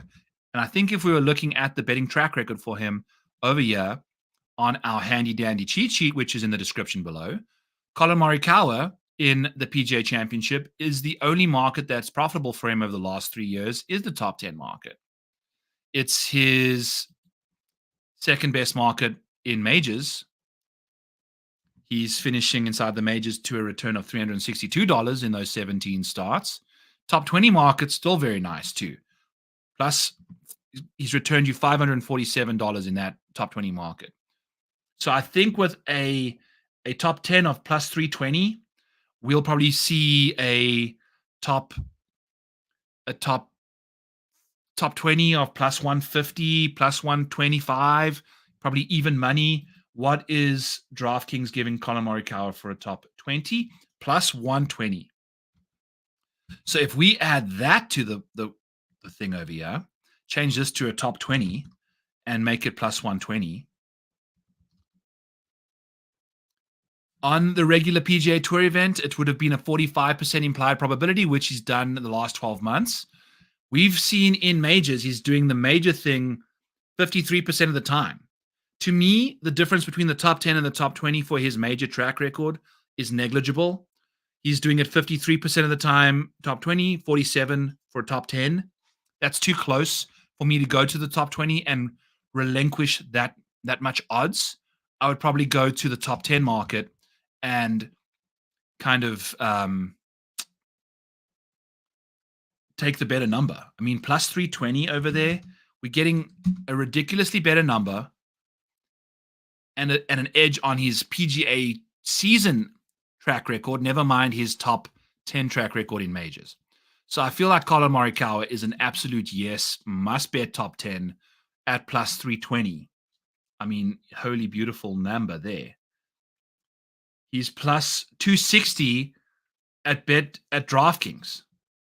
And we're not getting tires paid in full. So plus 320 for Collin, logging back in again to 365. We're betting him. We're playing him too. Say it together, people. We are playing Collin Morikawa. He's $10,200. He's beneath Ludvig Aberg, who's likely going to catch a ton of traction. He's beneath Brooks Koepka. He's beneath Xander Schauffele. I would say he's going to be more owned than Patrick Cantlay and Cam Smith, maybe not as much as Max Homa. But yes, we are playing Collin Morikawa. While I just toss in my bet to have him finish top 10, we will likely be doing that. So good. We've got Collin Morikawa top 10. Let's make a quick note about what we were speaking about, because I always think the next day and I can't remember what I was thinking about. Collin top 10. Top 10s in majors happen almost as often as top 20s. Bet the top 20, top 10, plus 320 at 365.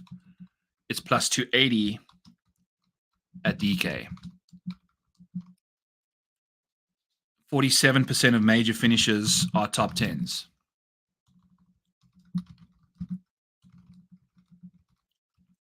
I mean, why would you not do that? I mean, 47 is the wrong number, but it's pretty close. 10 of his last,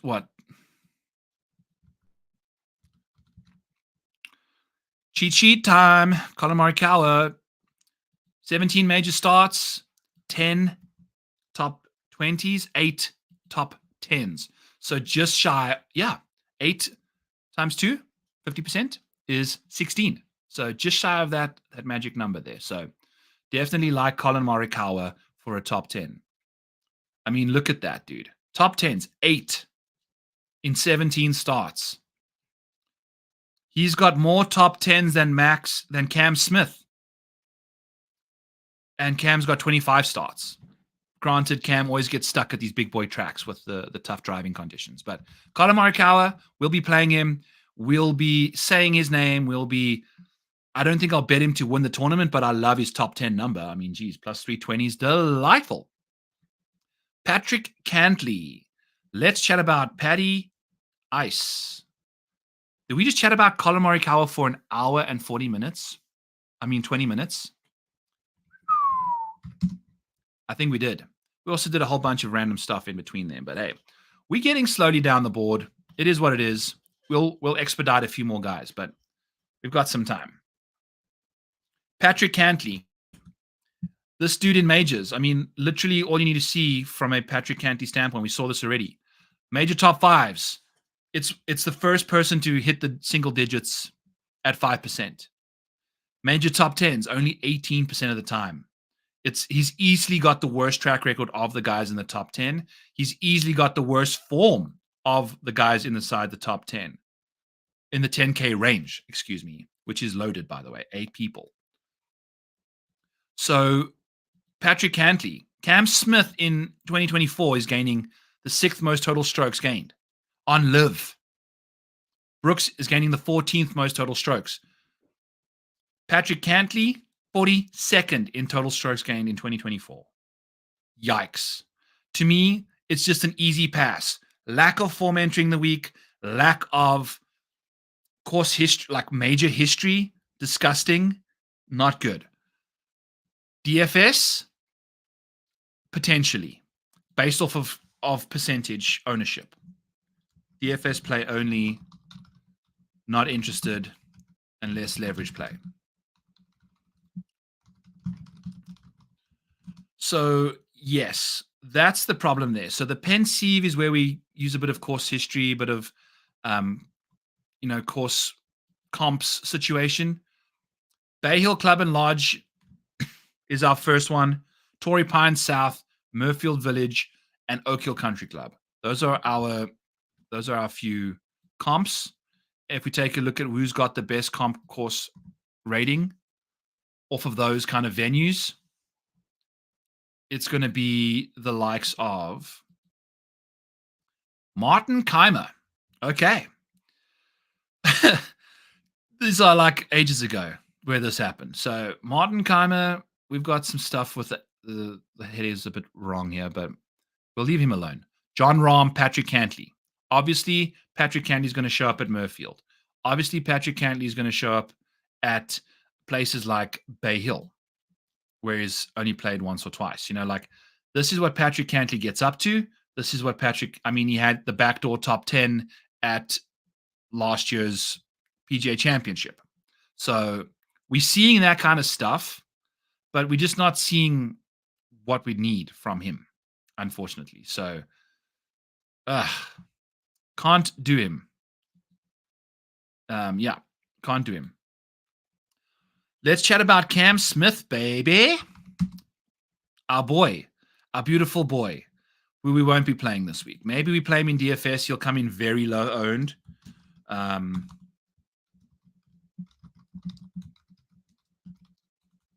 If low owned, likely will be due to poor driver, but can always scramble top 10s. Elite putter. Okay, the funny thing though about Cam Smith is that the strokes gained in majors is not necessarily where you'd think with the putter. Major strokes gained. Let's look up Smith.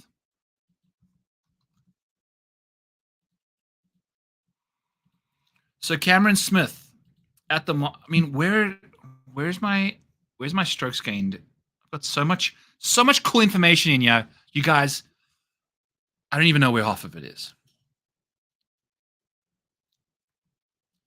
Peyton, I'm going to be nice to you because it's the first time. But my favorite guy, if you go back to the beginning of the show, should be very obvious. It's Brooks Koepka. Based off his price, based off of his track record in these PGA Championships. Obviously, Scottie Scheffler is great, but there's some... Yeah, I'll just give you the recaps. Of the top 3, just got you out of top 3 guys. So I'm not even speaking Brooks. So no one. My top favorite guy is Brooks Koepka. That's where we're going. Are you speaking from a placement, DFS? What's the situation? Any placement bets placed? Any outrights placed yet? We like Brooks at 14-1. We liked him at 16. I have a Bryson 66-1 ticket out there, and we'll get to Sahith here shortly.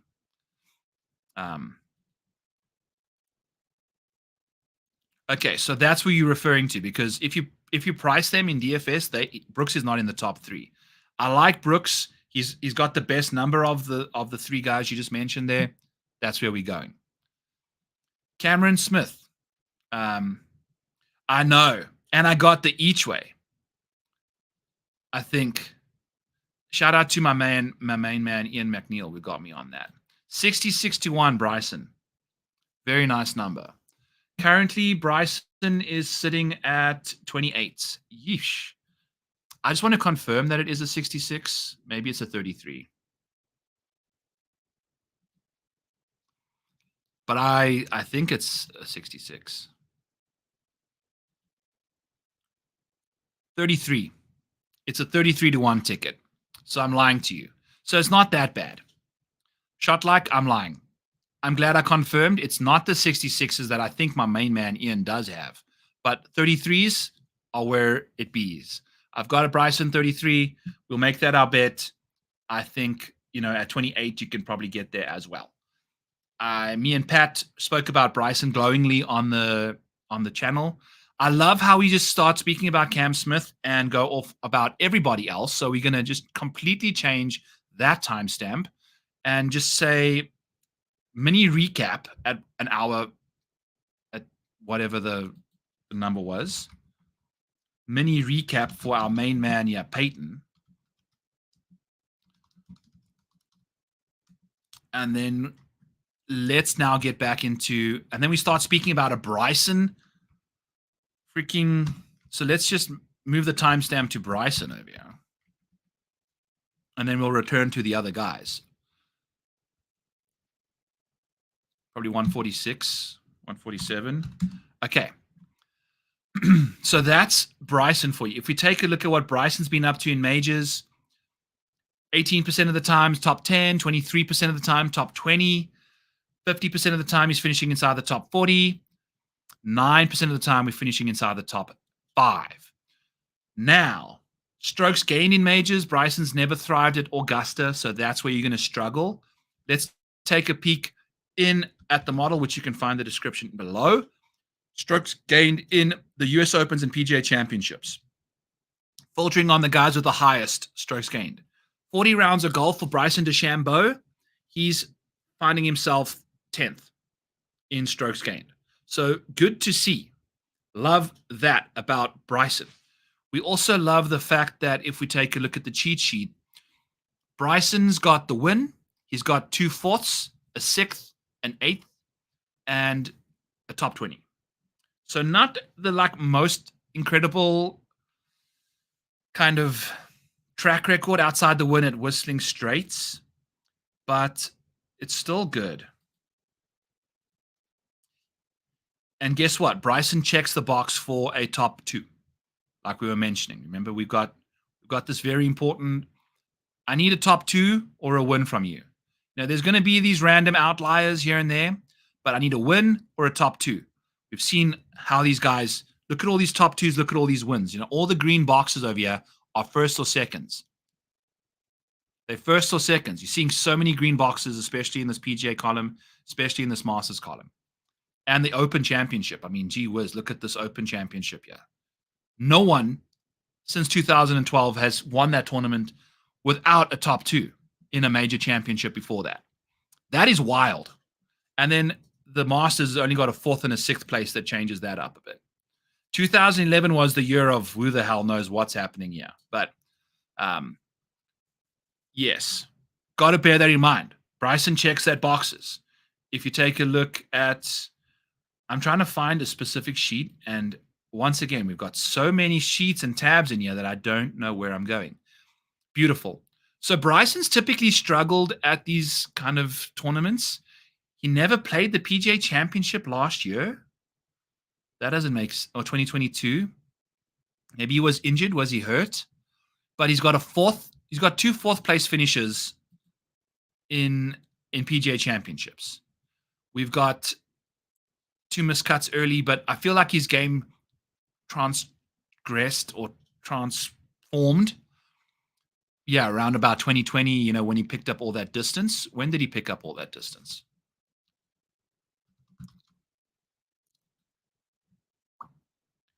Pull up the distance chart, yeah. 2020, yeah. He was averaging about 8 strokes off the tee more than most people, and then it just got delightfully better for him there. Yeah. So right around 2020 is when he started improving his distance, and you can see the difference in results. Take a look here. Bryson, that's when he finished. Couldn't make a cut at a PGA Championship prior to that. Finishes 4th, 38th, and 4th in that stint. Has an 8th at the Open Championship to end 2022, a 4th at last year's PGA Championship, 20th at the US Open. These US Opens and PGA Championships is exactly where Bryson thrives. It's exactly where he thrives. Off the tee, there's not many that are better than him in these venues. It's actually quite a few, with Keith Mitchell leading the pack. Keith Mitchell at PGA Championships and US Opens, leading Rory McIlroy by 0.2 strokes off the tee. That's ridiculous. But then the rest of Keith Mitchell's tee to green game, just disgusting. Losing him 0.8 strokes there. Almost losing it all. But this is what you're going to be getting from Bryson. So top 10 driving ability. We know we got the distance. I think on the cheat sheet, I even have distance for us. He has distance, yeah. So the distance metric, this is over the PGA Tour average. Bryson is an easy person to find because you just go and take a look. 32 total strokes, like 32 yards above PGA Tour average. You know, like that's what you're going to be getting from Bryson. Very impressive stuff. Very impressive stuff. So we got the distance covered. The strokes gained total recently for Bryson is through the roof. He's been playing good golf. Off the tee, he's been good to, you know, in these major championships. Obviously, that's what you're going to be getting the majority of his strokes gained numbers from, are these majors. So we love Bryson DeChambeau, 33-1. Let's party with him. We also going to be betting this dude to finish inside the top, 10? Let's go with that. Why does he only have... Oh, that's just because of that. What is he doing here? What is the Bryson situation?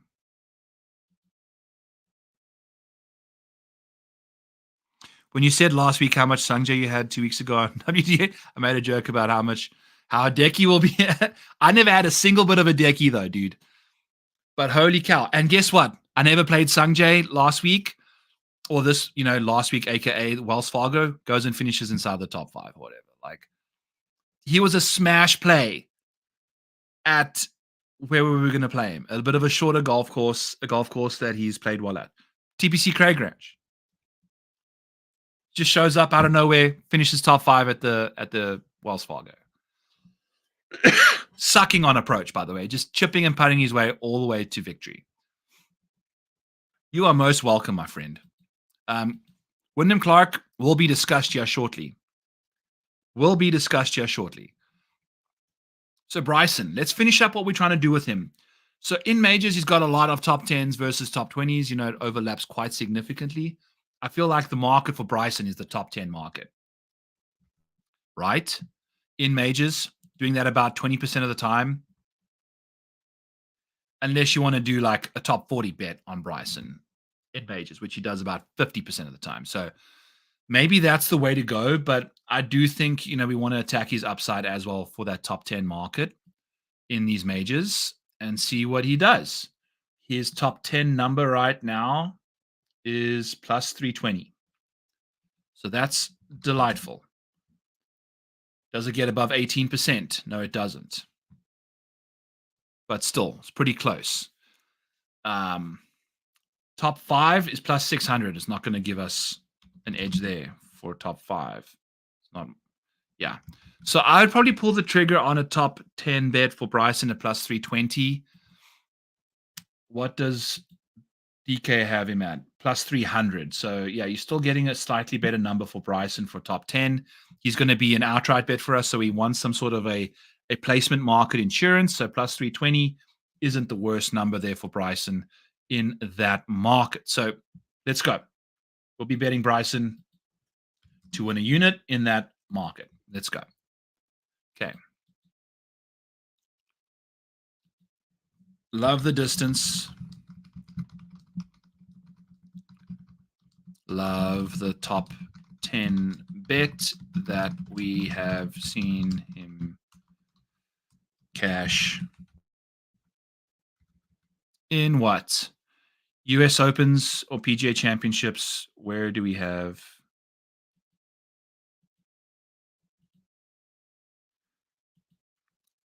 What? Bryson's got two of them in the last 3 starts. That's nice. I think we can also go top 5 with him. I think we want that upside. So I'm going to be going top 5 as well to win a unit as well. So we're kind of in. We're in on Bryson to win 2 units.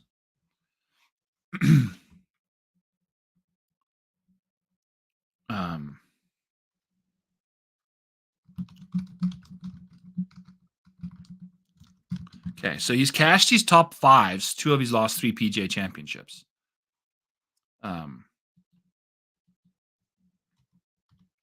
Top 5, top 10 bets at plus 320, plus 600. Sorry, other way around. Okay, numbers are better at Bet365 than they are at DraftKings, which is incredible to think about. You're still getting ties paid in full. Plus 600 at DraftKings for a top 5. So yeah, give us better odds essentially for ties paid in full, and we are going to do it. I just put a bet on Bryson 28. I feel like that's going to get, yes, it is. It is. It's going to get shorter. You know, the 33 is delightful. I mean, Jesus, imagine I had that 66, but oh, dude, paired a decky with Wyndham mostly. So yeah. Oh, good. So yeah, that's nice. Is when someone that you paired him. I had Wyndham in pretty much every single lineup this week. Wyndham and Wally Z.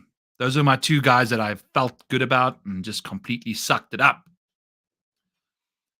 Speaking about guys we feel good about that will completely suck it up. You know what? Before we get to Cam Smith, let's do some Cam Smith trivia. Before we get into his little, his deep dive, let's do some Cam Smith here. How many top 10s does Cam Smith have in PGA Championships? Let's go with since 2017. Ooh. Ernie just got up and farted. Phoebe's back on her chair. Let's add this banner. How many top 10s does Cam Smith have in PGA Championships since 2017? If you get the answer, the first person with the correct answer, I will give you a premium model for you guys. Or just for Mike, we'll just give him the Phoebe stream. Was that too easy of a question? Is that what you're laughing at? Is that what you're laughing at, Shot Like? I don't even know. I'm gonna hide my screen quickly. We'll pull up the nice full Phoebe cam. Shot Like, have you been in the house since? I might have to do a different question. The Cam Smith question was too easy, probably. PGA Championships, Cam Smith. So since 2023, he's only got one top. 2018, he's got one top 10. I'd imagine what? He's probably got a few more. Let's pull him up. Since 2018, he's got one. Let's do this. PGA Championships, Cam Smith. Oh, the answer is still out there, folks. We are talking top 10s, Cam Smith, PGA Championships. How many does he have? The answer is not 2.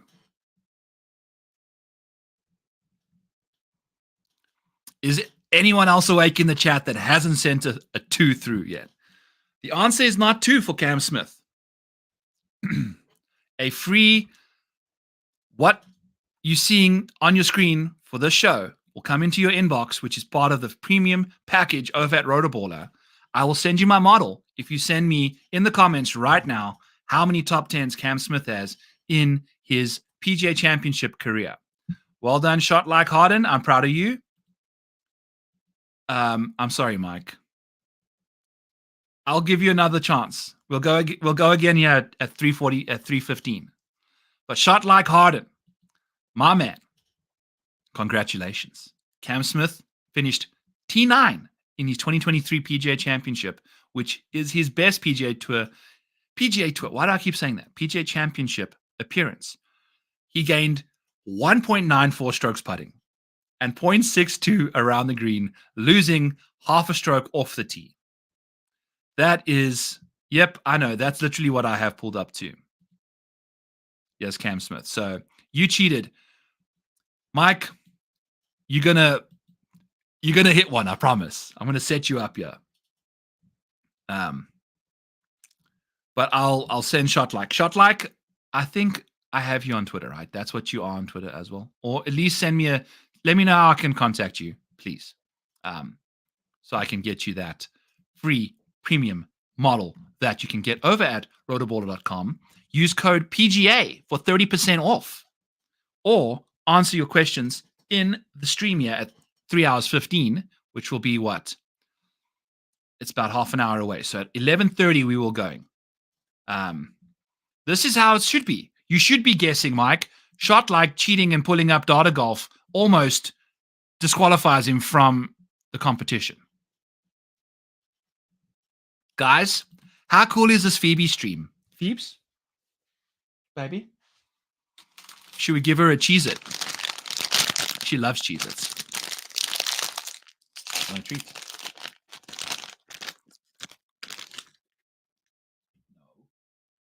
No. No. Good puppies. Good girl. There's a Cheez-It for Phoebe. I agree, Shot like we're gonna give it to Mike. The sadness. It was this comment that just hit me in the sweet spot. Sweet spot DFS, sweet spot sympathy for you over there, Mike. So I think I've got you on Twitter too. So I'll send you the DM. Just remind me. I think Shot like DM me, or sorry, who DM me earlier. DM me, please, so that I don't forget, but I will try to remember that it's you. I can't remember who the other guy was already that I have to owe the model. So I think he DM'd me as well. Good stuff. Let's get back into it. Cam Smithsonian. My boy, Cam Smith. So, yes, he's got one PGA Championship top 10. Folks, not two. I was excited when you said two, but it's only one. Okay, so Cam Smith. Let's chat about him here at 244. What's that? 180 minus 15. It is 165, probably 163. Let's chat about Cam. All right. So Cam Smith in major championships. 13% of his top fives come in major championships. Or sorry, should I say 13% of his major championships have had top 5 finishes. 22% have had top 10s. 1 in every 3 championships or majors finishes in a top 20. And about half of his majors he finishes inside the top 40. He's not necessarily cut out for these big boy US Opens. And Brett, yes, thank you. Yes, I think I remember. I think Brett sent me his email on X already. So Cam Smith, if we take a look at what he gets up to in the model, his strokes gained in the majors is likely going to show up quite a lot. Like his 23rd in strokes gained in majors, his putting and short game is amazing, obviously. Off the tee in majors, he's 135th, 126th in strokes gained off the tee. We'll leave the Masters out. I don't think that's even correct anyway. But on approach, he's 17th in this field. If you take a look at what he gets up to around the green, let me just tidy this up here quickly. Get all this nonsense out of here. Oh, we've got a Phoebe. Phoebe's left. So Phoebe Cam is down. She got herself a Cheez-It and evacuated the dance floor. Okay. Let's tidy up 1 or 2 more things here quickly. I'm getting distracted. This isn't important, but it is. But it is.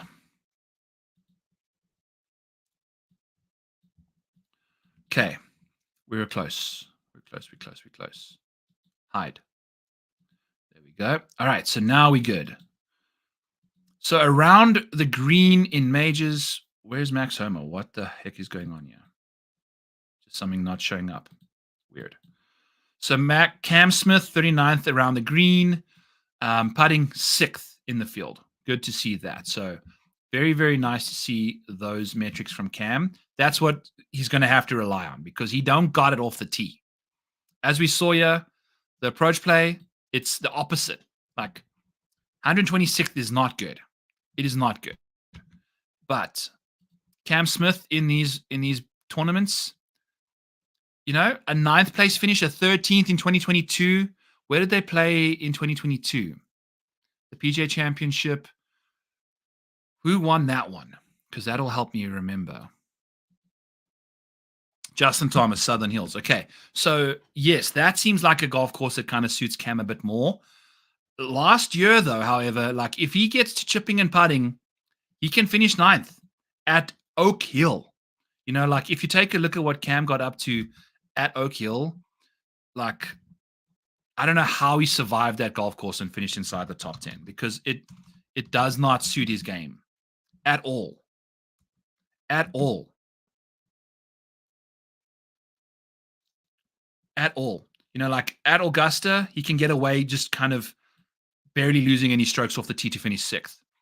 At the Open Championship, he tends to gain strokes at that golf course. You know, like at these Open Championships, he tends to thrive. At the US Open, at LACC, he gained strokes off the tee. At the PGA Championship, he had one really bad round of driving.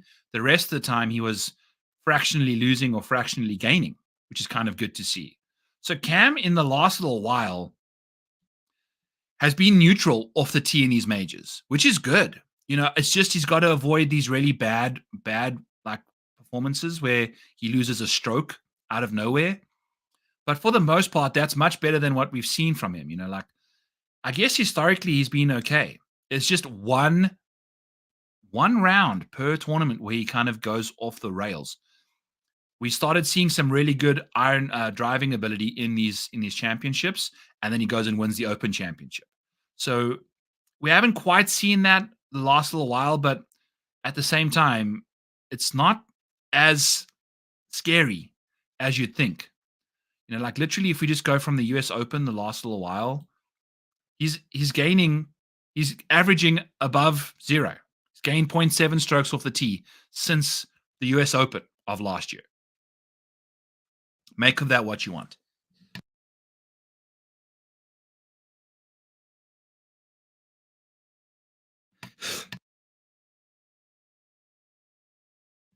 Wow, that took forever to come.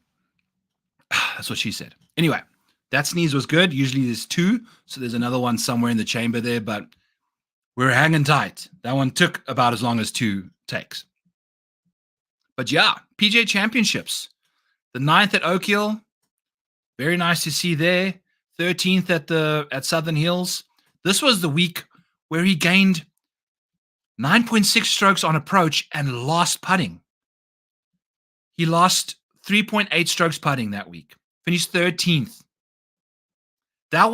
He should have won at Southern Hills. He had one of the worst strokes putting weeks of his major career. Gained almost 10 strokes on approach. Yo! Fire. The approach play has been very good in these majors the last little while. Hit a ball, I think he hit the ball in the water on 13 again, on 12 again, one of these days too. So I don't know. Cam Smith, though, for a top 10, I'll take a flyer on him. You know, maybe a top 20. Let's take a look and see what his numbers actually suggest for us here. Cam Smith in majors. If you're looking to bet him in a major, he's got 7 top 10s and then 9 top 20s. So top 10s is the way to go. Most of the time when he's finishing top 20, it's a top 10. So yeah, I think a top 10 for Cam Smith plus 320. We're just rattling off top 10s for these guys, but it's kind of making sense. I'll always be playing Cam Smith in DFS because he's $9,800. Everyone's going to be looking at, he can't do it off the tee, but everyone's going to forget that Cam Smith is a short game genius. And that's how he gets himself. He's not going to win a PGA Championship because of his driver, but he's also going to finish inside the top 10 at a PGA Championship because of his short game. So, yes, Cam Smith plus 320. What does DraftKings have him at? Maybe we bet Cam Smith somewhere else because they have got, where is he? Plus 330. I mean, that's basically the same number. And you're getting tires paid in full at Bet365. So, all right, we're in on Cam Smith for a top 10.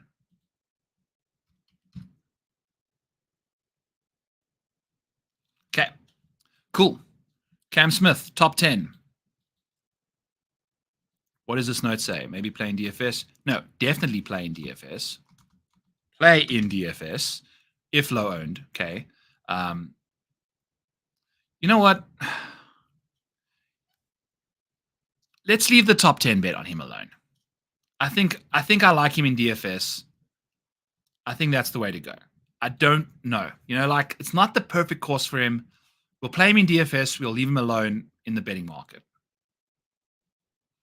But we do want to play him for a top 10. I really do want to.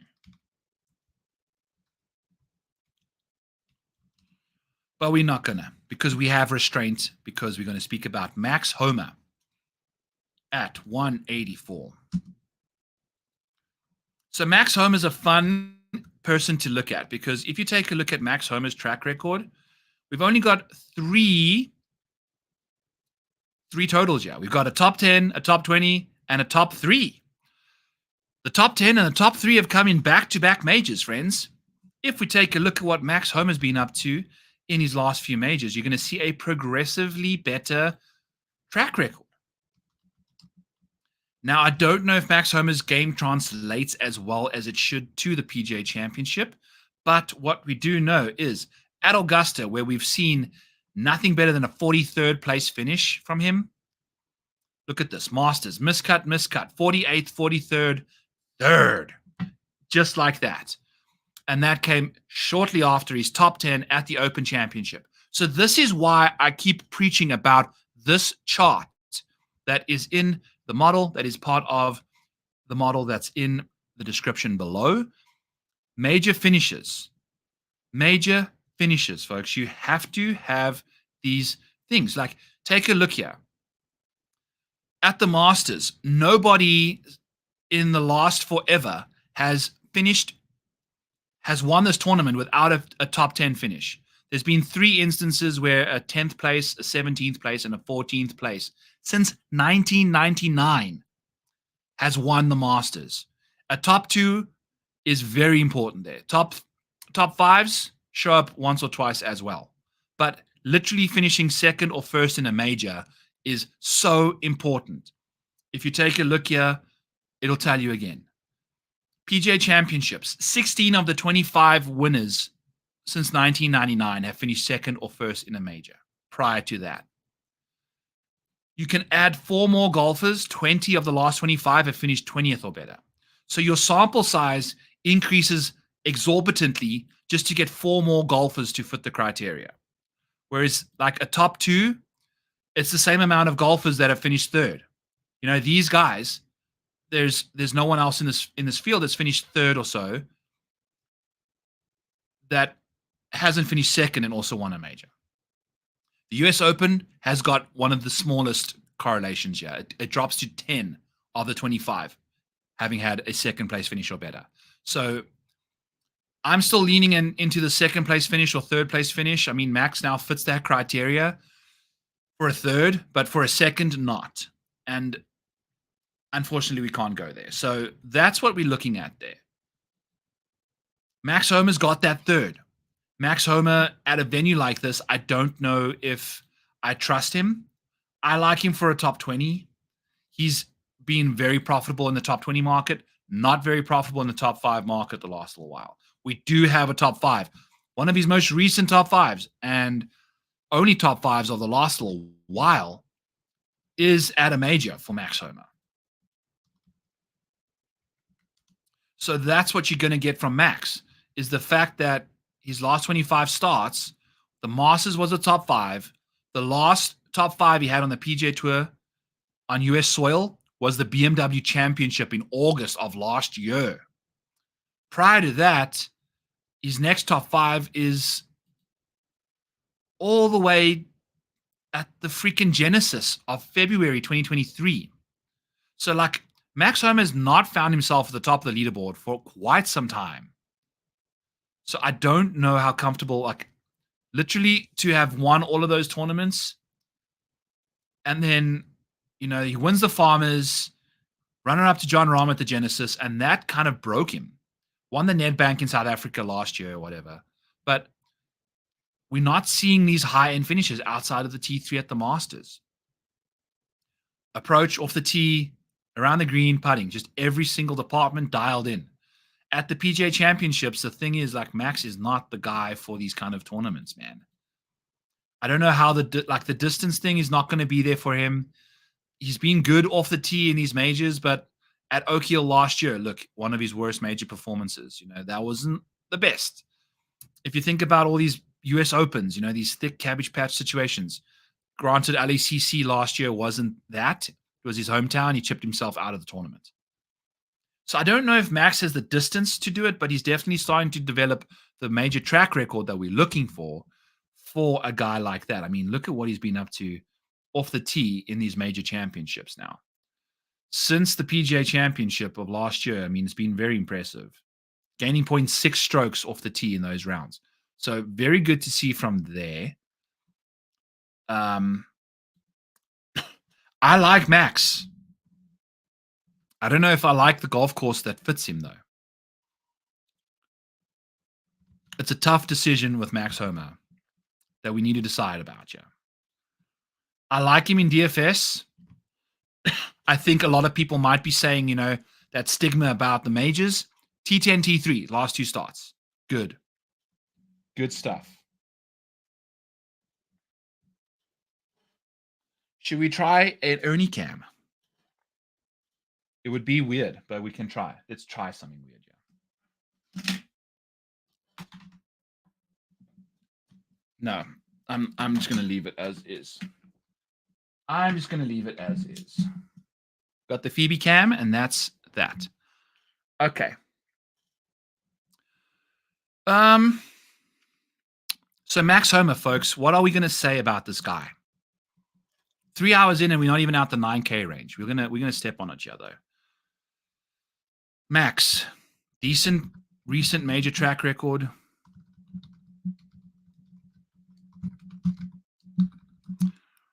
Does he fit this course well enough to overcome driving distance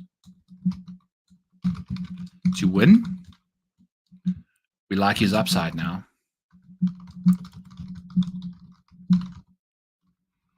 But we can't bet every single person to finish T5. I think Max, we're just going to have to leave DFS play. Because Max is going to be, I think, Bryson and Wyndham Clark, Joaquin Niemann. These are, and Justin Thomas. Justin Thomas is the PGA champion, defending champion. He's won it twice. These are all names south of Max Homa that will pick up some ownership. So I think Max Homa is definitely a DFS play. I can't go to the guy at this golf course. I guess, we try to bet Cam, but also at the same time, I don't know. Plus 375 for a top 10 for Max. What is plus 320? That plus 375 is a very nice number for a top 10, which we could very much see Max come and do. And you know what? I don't mind. We're probably going to see the top 20 come in plus 200 maybe. So maybe we eye out a top 20 at plus 200. If 365 drops a plus 200, plus 150 even.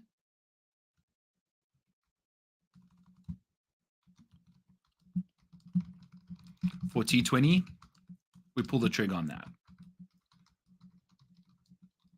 He's been really good in that T20 market on the PGA Tour in general, so I feel like that's a nice, comfortable bet for Max Homa.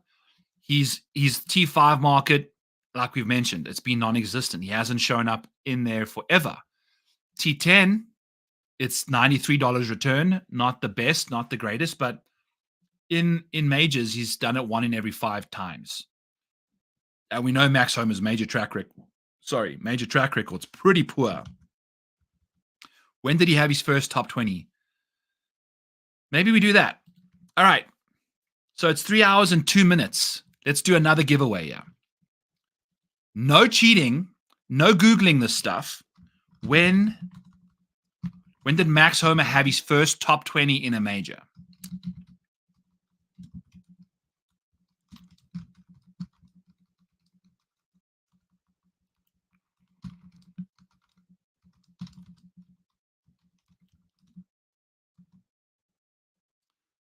All right. I want comments. When did Max Homa have his first top 20 in a major?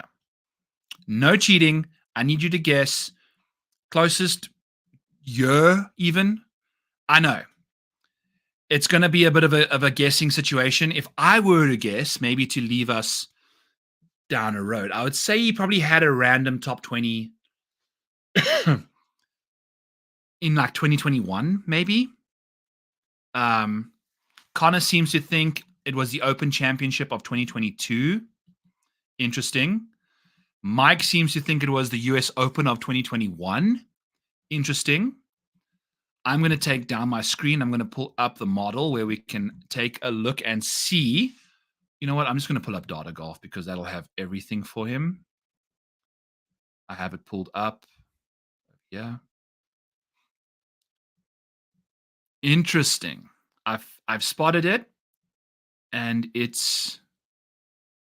has not been said yet in the chat. So I'll let you guys that are in the chat duke it out.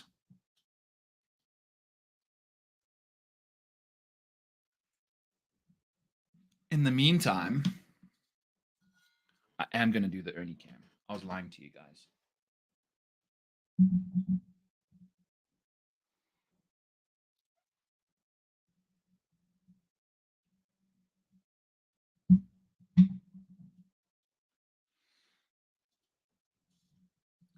We got the Ernie Cam underneath the table.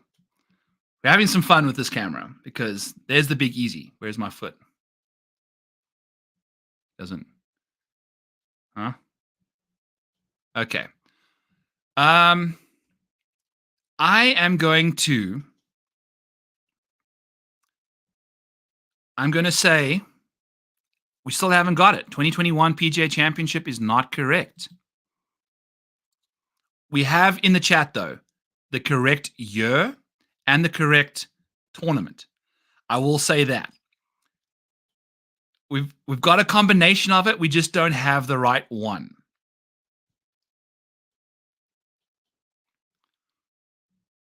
So I need you guys to duke it out. Look at my little aliens, by the way. Like my aliens surfing on a surfboard. Bought these in Hawaii. But that's my Big Easy down there, just having a good time. So we need to know, folks. Keep spam. If you've said one already, I'll give you guys a second chance. It seems like there's like 4 or 5 of you guys awake right now. When did Max Homa have his first top 20 in a major? I'm looking at it right now. And it was.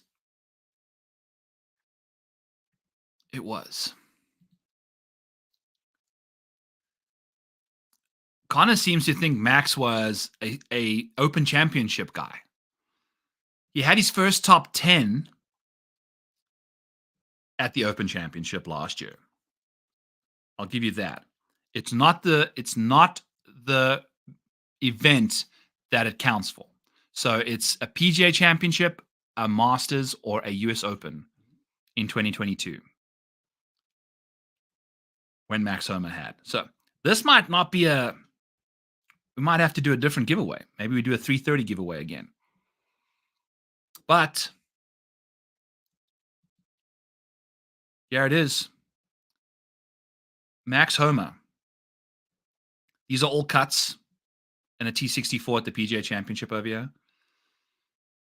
He played in his US Open in 2013. Then his second major was 2019, the PGA Championship. Finished T64. His first top 20 in a major championship came in 2022 of the PGA Championship, the one that Justin Thomas won in Southern Hills. His next top 10 came at the 2023 Open Championship. So that's what's going on there. Congratulations to absolutely nobody in the chat for getting that one right. We'll have to do a top of the 3-hour 30 mark. We'll do another one, which is only in 22 minutes or so. Only in 22 minutes or so, he said. So here's Wyndham Clark. We are chatting about Wyndham Clark this deep into the show. 188. So Wyndham Clark at plus 3,500 to win this thing. we are seeing some ridiculously impressive odds. There's a 40-1 at Bet365 for Wyndham Clark. Yup. Doing that. PGA Tour. Let's do PGA Championship. Let's do outright markets. Beautiful. Wyndham Clark. Okay. I'm doing a really bad job of pulling this up here. Let's do golf. Why outright markets? To win outright. That's what I want. PGA Championship. Yes. Wyndham Clark. 40-1. Wow. Okay. You guys did not see that this is not my account. It is my account. I am that name. What? That's what I was thinking. That's what I meant to say. You guys suck in the chat. You need to work on your general knowledge. I'm kidding. I had no idea when it was either. I would have thought 2021, right? That's what we were thinking. 2022 it was. So I would have been wrong as well. So don't you guys feel that bad. All right. So Wyndham Clark is 40-1 over at Bet365. I will be betting that later this evening. You cannot not bet this guy who has just been a phenom in these major championships and these big boy events. Sucked it up a little bit at the Wells Fargo this week, unfortunately, but I don't mind that the week before the major. T3 at the RBC Heritage. Sucked it up at the Masters first debut appearance. Players Championship, Arnold Palmer Invitational. Second. Pebble Beach Pro-Am won that tournament. So what we've seen from Wyndham is we know we've got distance. We know we've got iron play. We know we've got putting ability. So we've got that upside. His major track record only has a US Open win. The next best finish is a 33rd. So I think his major track record is obviously going to take a beating. I mean, we have this guy 12th in our model for majors. And it's like, where is it? 39th in the model for strokes gained majors. Tough scene. Off the tee, though. 6th in the field in strokes gained off the tee in majors. On approach, 133rd. That is not good. Is there a particular tournament that did that for him? Just his early career. Prior to 2023, the approach game lost him strokes in pretty much every single start. Outside of his 2023 PGA Championship was his best iron week of his career. Also, his worst off the tee game. It was the only week he lost off the tee in a major championship. It was the only time he gained significantly on approach at a major championship. It was the major championship right before the US Open won. So this is interesting. Catch you later, Shot Like. Appreciate it, man. Good luck this week. Thanks for tuning in, as always. Really appreciate you hyping up the chat and making sure that we stay awake over here. Ernie says goodbye as well. He's taking a snooze for the time being. We'll get the Phoebe cam back up once she's there, but for the time being, we've got the aliens dancing over here in and around the world. So fun times over here on the Back 9 Bet stream. So that's Max Homa. That's Wyndham Clark. Wyndham Clark got 3 top 3s in the last 5 starts, maybe the last 6 starts now after a poor Wells Fargo. But I mean, the upside's been immense. The major championship profile is there. We won the US Open. I mean, I feel like between the US Open, PGA Championship, now the US Open at LACC, not quite the same, but we do like the ability to handle this thick rough on approach like he did at Oak Hill. We need the driver to figure itself out, though. We can't have driver losing like that. So what we do like is the approach play, the off the tee game. The ball striking is going to be there for Wyndham in these majors, we think. At 40-1, how can you not bet that number after showing up? He's a US Open champion, He's got that top 2, check the box. 40-1. Let's go. We'll bet him top 5 as well. So Bet365 has him for a top, whatchamacallit. Where do we have? We have the Bet365 one up somewhere. So what is his? If we do this thing where we do the each way extra over at Bet365, I've been messing around with this the last little while. They don't have the 3 places each way. I would have gone the 3 places each way situation. It's okay. So we've got the 40 over here for that. Let's take a look at his placement bets. Top finishes, including ties. Wyndham Clark, considering he's all the way down here at 40 to 1, we can get him for a top 5 at this tournament plus 900. To me, that screams like a yes. Plus 425 for a top 10. Just give me that high upside. Just give me that high upside. Take a look at the top 5 rate on the PGA Tour. 32%. Top 10 rate, 32%. He's got the same exact top 10 rate as he does top 5. When he's finishing top 10, it's a top 5. His top 20 rate is 42%. For that to be 10% less than his top 5 rate is ridiculous. If I pull up, I'll do it. Because you know why? We're sick people over here. I'm going to pull up. I'm going to make a quick little filter here quickly. Wyndham Clark. Let's see whose gap is the smallest between his top 5s and top 10s. This is incredible. His top 20 rate is only 10% more than his top 5 rate. So I'm going to do this and see who fits that criteria as well. It's just going to be a bunch of people that suck. That's how good Wyndham Clark's current upside is. We'll do 15% because that covers Scottie Scheffler as well. Let's see. Let's go T20 minus T5 percentage. Let's add a filter here. Okay. Do we have a filter? No. Filter. Let's go. There we go. All right. Let's see. So you're not going to have someone with a bigger, you can't get worse than 0. So smallest is best. So we go smallest to largest in this metric. Joaquin Niemann has got, it's because he's got 0 top 5s. So let's do this. Check here.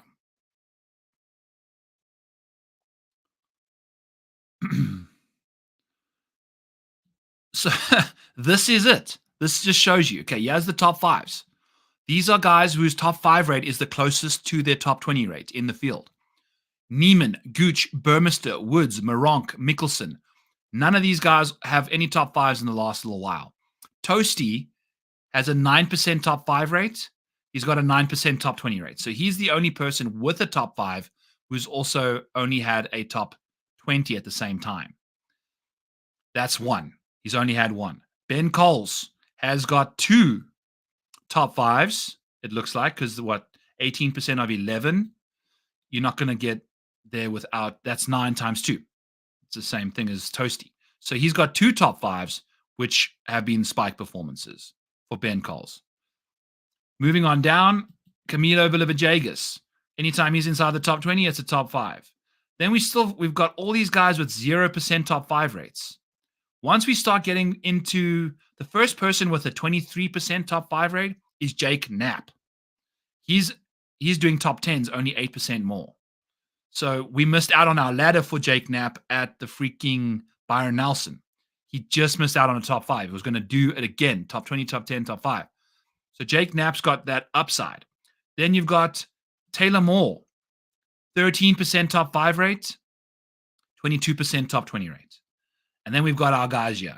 Check, here's Wyndham Clark, 32% top 5 rate. I mean, look at the price ranges that we're finding these in here for these correlations. 5,000, 6,000, 7, nothing crazy. Niemann, it's because he's got 0. I mean, he's only played 4 times in the last 12 months. So for Wyndham Clark to have that close of a correlation, especially if you take away guys that have only played 5 times or 4 times, he shows up right away. It's incredible. And let's just take away guys that have 0 top 5s. 0 top 5s, Wyndham Clark's going to pop up right here. So there he is, 32%. Incredible. Just incredible. Utterly incredible what Wyndham Clark can get up to. A complete tangent, but still very, very reflective of how golfers have these profiles and how they come, how you should bet them based off of profile X. So Wyndham Clark plus 900 for a top 5 is on the cards.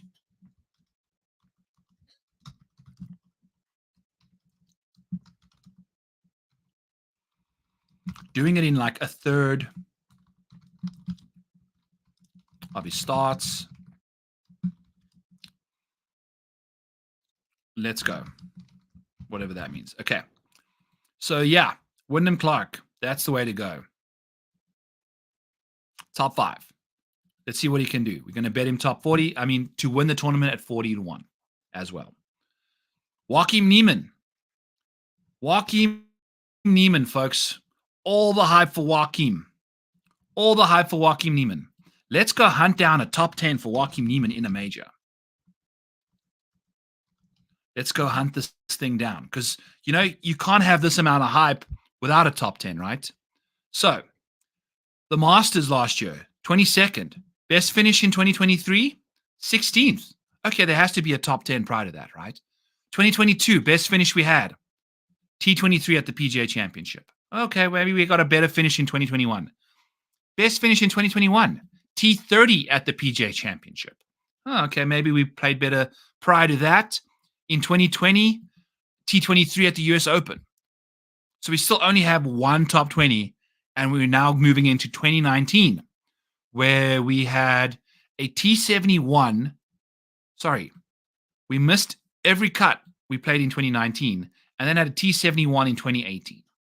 So Joaquin Niemann has one top 20 in his major career, and we're no top 10s. There's no top 10s in that in his resume.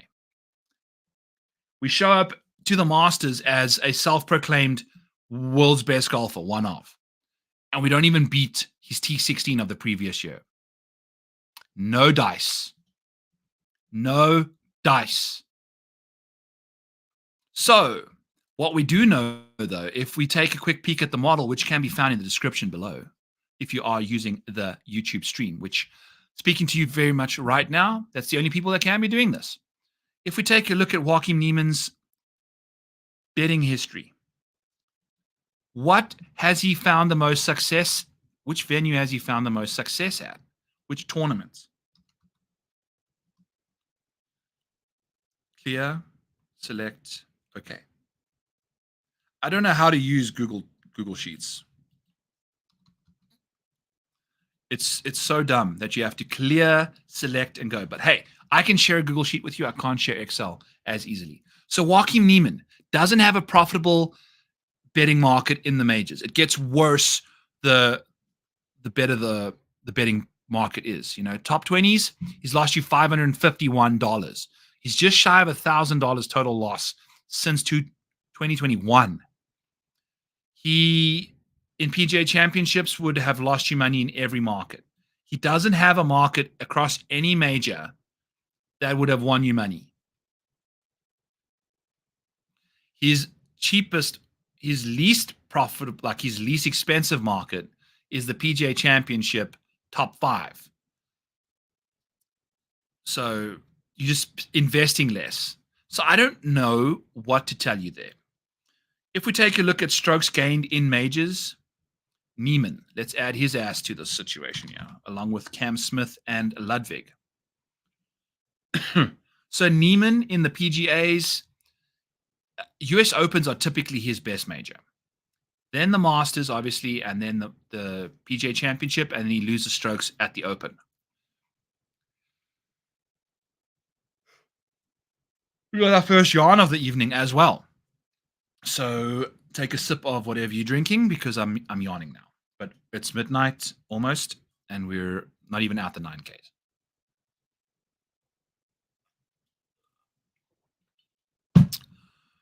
Joaquin Niemann, though, I don't mind him at a PGA Championship. If I want to take a look at his track record,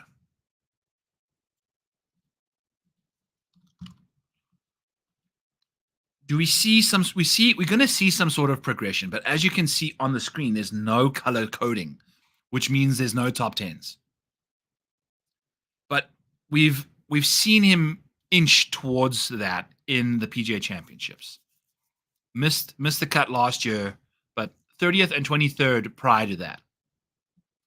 Joaquin Niemann in a major. What are we getting? I don't think we're going to get good odds for him. I really don't. Because Joaquin Niemann is shorter odds than he's the same odds than Wyndham Clark. Plus 360 for a top 10. He is plus 165 for a top 20. To me, you've only got one top 20 in your PGA, in your major career. I'm not going to bet plus 165 to kind of chase that. No. I can't do it. I just simply can't do it. So, no can do, Catmandu. I have no idea what time we started speaking about Joaquin, maybe at an hour, 199 minutes. Who the heck knows? But what we do know is that we've bet Wyndham, and we've also bet Wyndham to win this tournament too. We've got to add that there. Outright. Plus 4,000 at 365, baby. Let's go. Okay. Joaquin. Ni. So in Afrikaans, in South Africa, ni is the same as no or nia. You know, ni is, it's the ek het nie Joaquin Niemann gebet nie. So no, I did not bet Joaquin Niemann.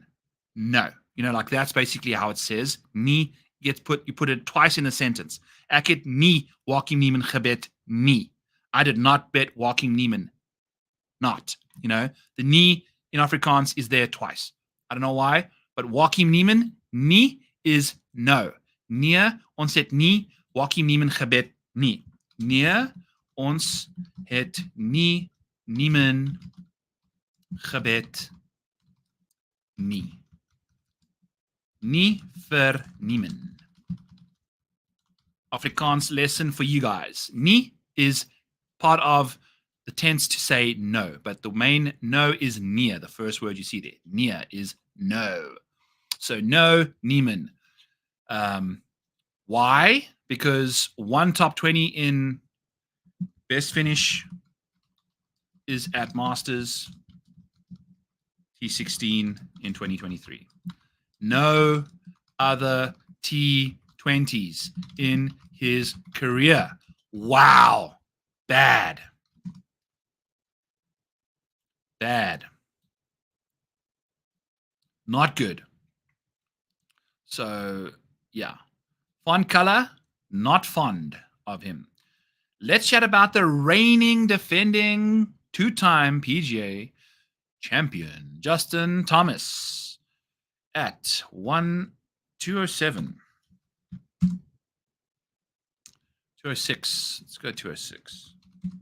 So Justin Thomas obviously has won this thing twice. If we pull up Justin Thomas's situation. By the way, JT, over the last little while, you know what? I'll do another little quick top of the half situation here. I'm just getting to the part where you talk about Brooks. Guess I'm playing him also. Okay, so you are behind. All right, Mike, I'm going to reply to you in the chat versus bring your stuff up. You're about 3 hours behind, maybe 2.5 hours behind. I'll reply to you in the chat. Okay.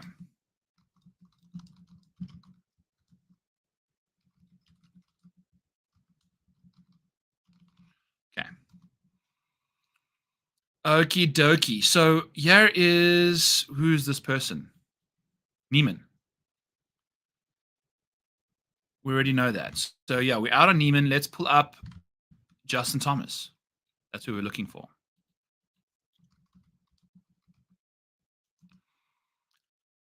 Okay. After JT, we will do our check-in. So Justin Thomas has missed 1, 2, 3, 4. He's missed 4 of his last 5 cuts and finished 65th at the PGA Championship at Oak Hill last year. So Justin Thomas has not finished inside the top. He's not finished inside the top 35. He hasn't finished inside the top 35 in a major since he won the PGA Championship. T8 in 2022, and then he won the Masters. Sorry, T8 at the Masters 2022, and then he won the PGA Championship the next start. So he showed a bit of form. The approach play got hot at the Masters. You know, I think my next bit of research I need to do is major track record prior to a win. The hardest part about that is like literally the year before. It's tricky. You know, you got to then you got to go and find all of those guys again. It's hard to do. It's a manual thing. I need to have a database of stuff like that, but I'm putting together slowly. But anyway, you get my point. Justin Thomas has got this guy in PGA Championships has been amazing though. Let's pull up all of his PGA Championships since 2018. We don't have PGA Championship stuff for 2017, but which I think he won, right? That was the one Justin Thomas won. Since then, we got a 6th, a 1st, and that's about it. So Justin Thomas in majors has not been particularly PGA Championships, not been very good. So that's not ideal. That's not ideal. So I don't know. He's not playing the greatest right now either, entering the week. You know, like we went to whatchamacallit, to Wells Fargo, didn't show up there. Not playing good golf. So I don't know if we can play Justin Thomas. I've said on the Pat Mayo show, I'll bet Justin Thomas live. That's the way to go for him because that's how I find my way going about it. But Justin Thomas has been poor in general. And his odds, plus 150 for a top 20. You know, like he hasn't got a market in regular season that's been profitable. We've got a top 20 at plus 150 implies a probability of 40%. Justin Thomas's top 20 rate in majors is 22%. Justin Thomas's top 20 rate on the PGA Tour is 45% the last 12 months. So it's matching his PGA Tour top 20 rate, kind of. But if we take a look at what he's got up to recently on the PGA Tour, it hasn't even been good. Like the recent performances is poor.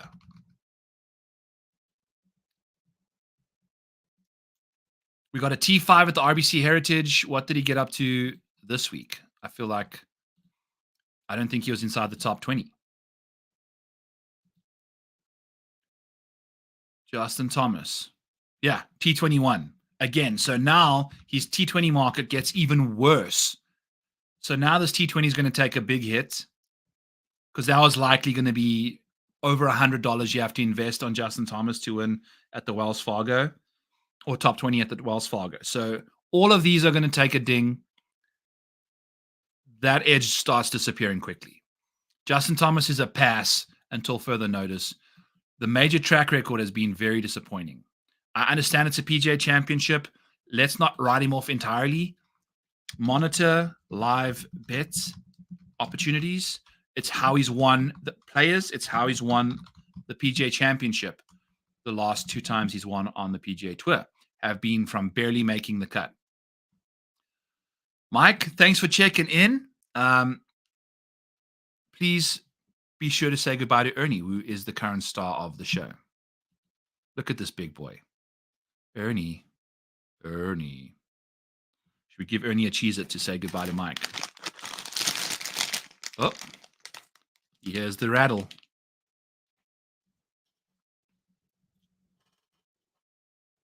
Oh. Here we go. Cheez-It for Ernie. Thanks for checking in, Mike. We appreciate you. We are starting to get to some guys that are boring here, but Ernie says goodbye. Phoebe is somewhere else. She's named. laying around you. We appreciate you. Let's get back to the model, yeah.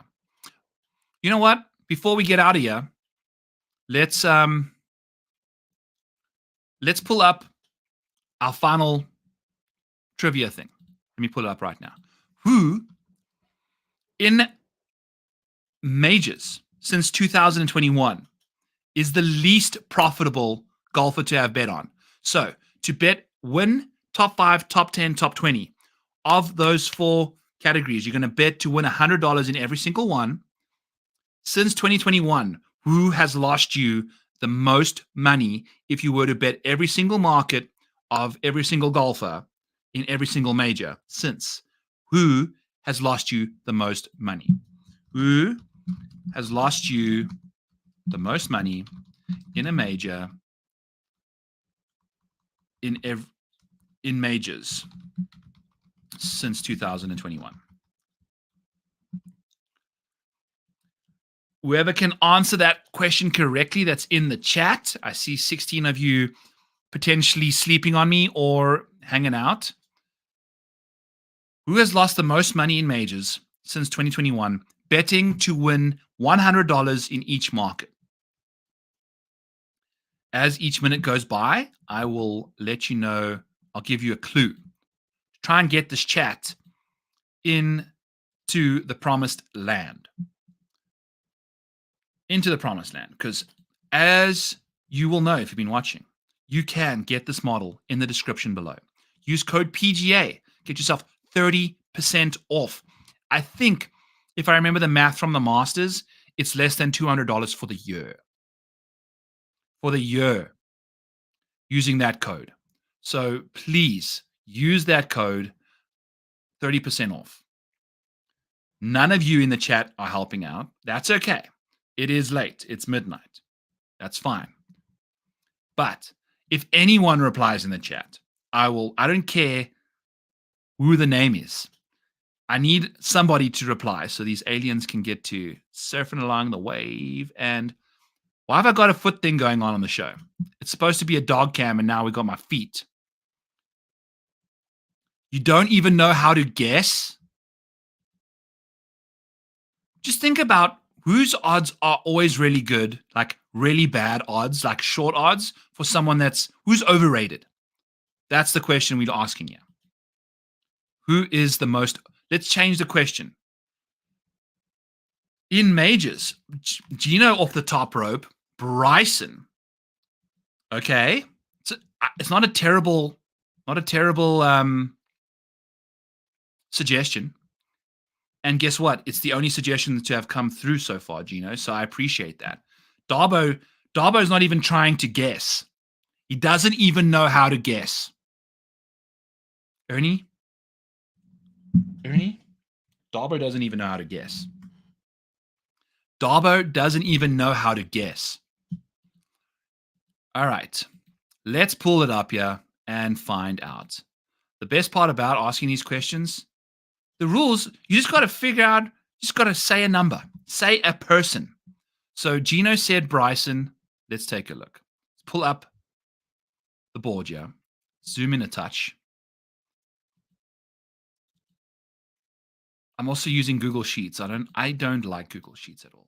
So these are the most profitable: Scottie, Collin, Tommy, Willie Z, and Cameron Young in all majors since 2021.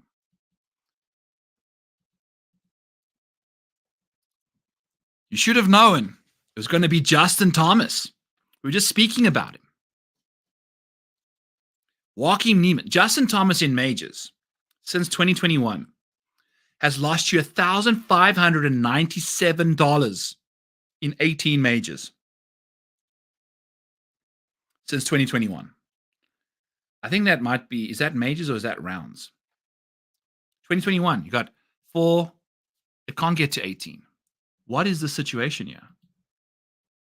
2021, 2022, 2023, 2024. That's 13 at best. So where are these numbers coming from? Is this my total majors over the last little while? I don't know. We'll get this. You need to figure out these totals. I don't even know what is going on there. It's okay. What we do know, though, is over this period of time, Justin Thomas is like literally in a world of his own. Not ideal.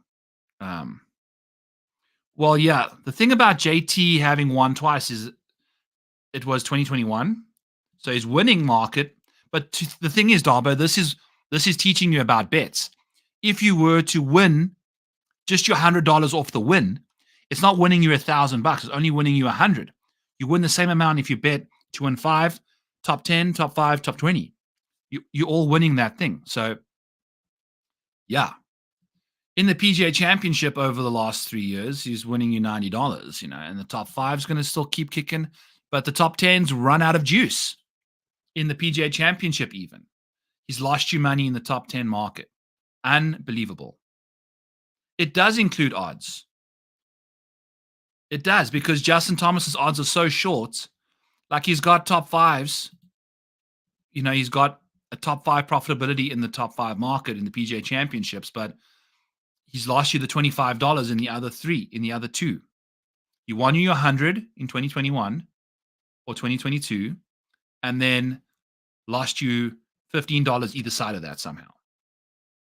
So $750 for a top 5 to return 100 likely didn't come to fruition. That's the Justin Thomas problem. So he's easily the least profitable guy. Then Sam Burns. Pat Mayo asked me, what has Sam Burns done in majors? I replied with nothing, apart from losing you close to $1,000. So, yeah.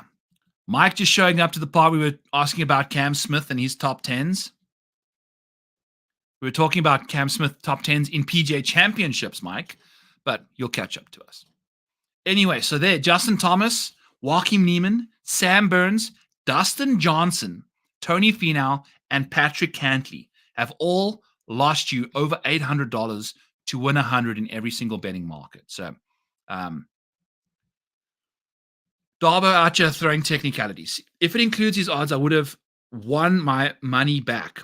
I would have won 20 to 1 or 16 to 1 or whatever his bad odds were, right? Yes, but you betting to win $100.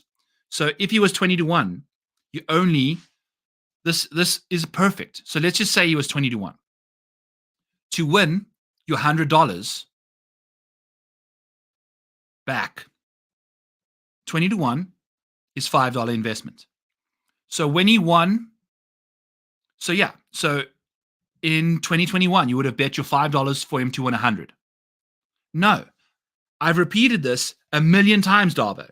You are literally trying to win $100. I haven't at any single time in this show say to put $100 on the bet. It's to win the $100, to return the $100. For a guy that owns a website about golf betting, that took a long time to explain to you.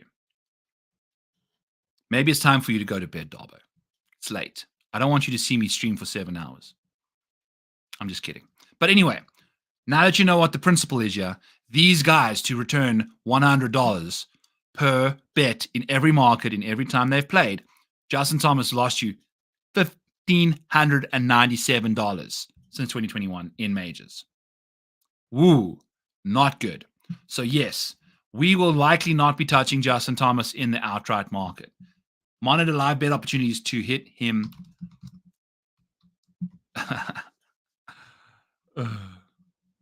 Mr. Strimmer. Monitor live bet opportunities to hit on during event. Darbo, you participated about saying you don't even know how to guess. That's some of the worst participation I've ever witnessed on a stream. Guess which golfer, I don't know how to guess, is what Darbo says. So Justin Thomas and Joaquin Niemann at $9,400, $9,300, two perennially bankrupting type individuals. In fact, they're the two guys at the top of the list. Between these two guys, you've lost almost $2,500. You've lost over $2,500 betting them to win $100, not to bet $100 on them, Darbo, to bet to win $100. So you put your money on them to get your money back. That's how you win your $100. You don't put $100 on them to win that money back. you win your $100 back based off of your small little amount that you put on them. Just saying. I love you, buddy. So that's the situation there. That's the situation. No, I'm just kidding, dude. For my questions, I'm making them up on the spot as we're going along. Viktor Hovland, what the hell's going on with this guy's game? In majors, man, this dude's been a juggernaut. But he's lost you in the year. Looks like he's been the worst top 10 investment of the bunch this year. Nobody's lost you more money than Viktor Hovland in the top 10 market. Congratulations. He would have lost you $601 to win $100 in every tournament Viktor Hovland played. If you bet to win $100 when he finished top 10, you would have lost $601 betting on him the last 12 months. Not good, Bob. Not good. So Viktor, in majors though, he's got a 13% top 5 rate, a 19% top 10 rate, and then a 44% top 20 rate. Jumps up considerably in that top 20 market. That screams like I want to be betting Viktor Hovland. Let's in fact take a look and see if he shows up here in the top 20 market of all-time guys. Doesn't quite. It must have been a miracle. Where the hell's Hovland at? Let's clear Hovland. So in majors, Viktor Hovland, ooh, interesting. So considering the fact that he's still been very, very good in majors for the last little while, top 20 rate, why are we still struggling here? So top 5s in PGA Championships obviously would have cashed. He had a top 5 last year. Top 10s are barely cashing. Top 20s really, really struggling to make money in the PGA Championship market there. It's all the Open Championship that's really doing the heavy lifting for Viktor.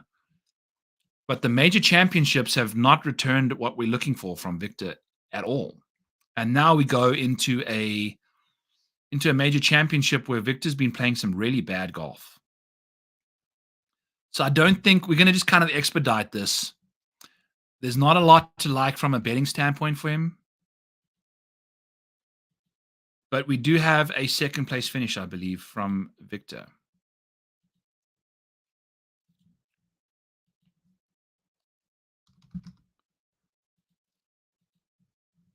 Okay, so Viktor finished second in his PGA Championship last year. He's finished no worse than 41st over that stint. He missed the US Open in 2022. Since then, he missed the cut. He missed the cut at the Masters this year. That's so disappointing. He finished 4th at the Open in 2022, 7th at the Masters in 2023, 2nd at the PGA Championship in 2023, 19th at the US Open, 13th at the Open Championship. So 5 consecutive top 20s. 3 of them were top 10s, 2 of them were top 5s, and 1 of them was a runner-up. And then we go and change our golf game, miss the cut at the Masters. And now Viktor Hovland is priced at plus 160 to finish inside the top 20. And I don't even want to go there. Also, Darbo, I was just giving you a very hard time. Just giving you a fun time because I know out of all the people in the chat, I can do that to you because I've got the microphone. You'll have yours on Tuesday evening when I see you at 7 Eastern at Sweet Spot DFS YouTube channel on YouTube. A fun little shout out for you there after beating your ass up verbally. So apologies there. Ernie's got the late night jitters. Viktor Hovland. Viktor Hovland.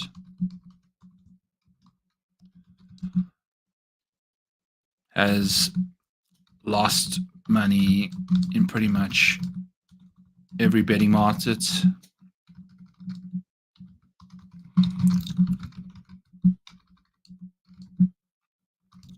Playing like ass right now and is unbettable till further notice, despite nice number, which is reflection of poor form. Reflection with an X. Okay. Boom, boom, boom. Viktor Hovland. We spoke about him probably for 8 minutes. I don't know. I'm starting to lose track of the timestamps. This is when you know the show is going off the rails, folks. So what? What is this? 2 hours 40 is 4 hours. We started speaking about him at about 3 hours 40. So 220. Do you want to call it 220? Willie Z. Interesting situation for Willie Z. Because old Willie Z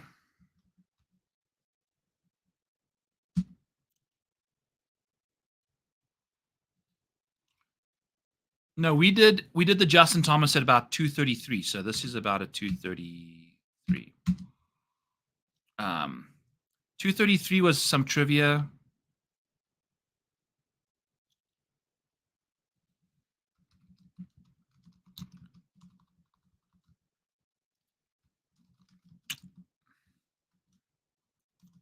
Uh-oh. Okay. Back to business, yeah. Will Zalatoris, folks. Will Zalatoris. If you pull this guy's stuff up, oh my God. I just don't understand how we're not on him. So Willie Z, PGA Championship in 2021, 8th place. 2022, 2nd place. Let's go to 2022 because there's nothing from 2023 because he was supposed to tee it up at Augusta and withdrew because of a back injury. Had to use the restroom and came back to me verbally abusing you. Yes, good. Glad you got to hear that. So back to Willie Z. In 2022, shows up 6th, 2nd, and a 28th at the Open Championship. In 2021, 2nd place in his debut appearance at Augusta. 8th at the PGA Championship. Missed the cut at the US Open, missed the cut at the Open Championship. I think this 2021 Open Championship, he was playing really well and withdrew with a back injury. That was the start of that. In 2020, Willie Z, 6th place finish in the US Open. So that was his debut, and it was a 6th.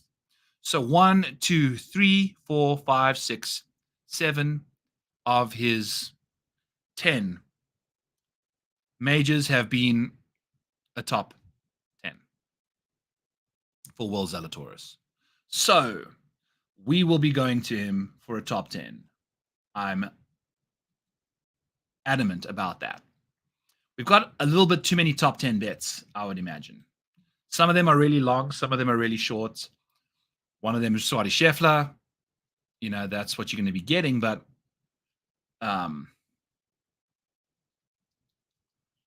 Willie Z, plus 375 for a top 10 in a major. I mean, that just doesn't make any sense. Right? Plus 375, top 10 in a major.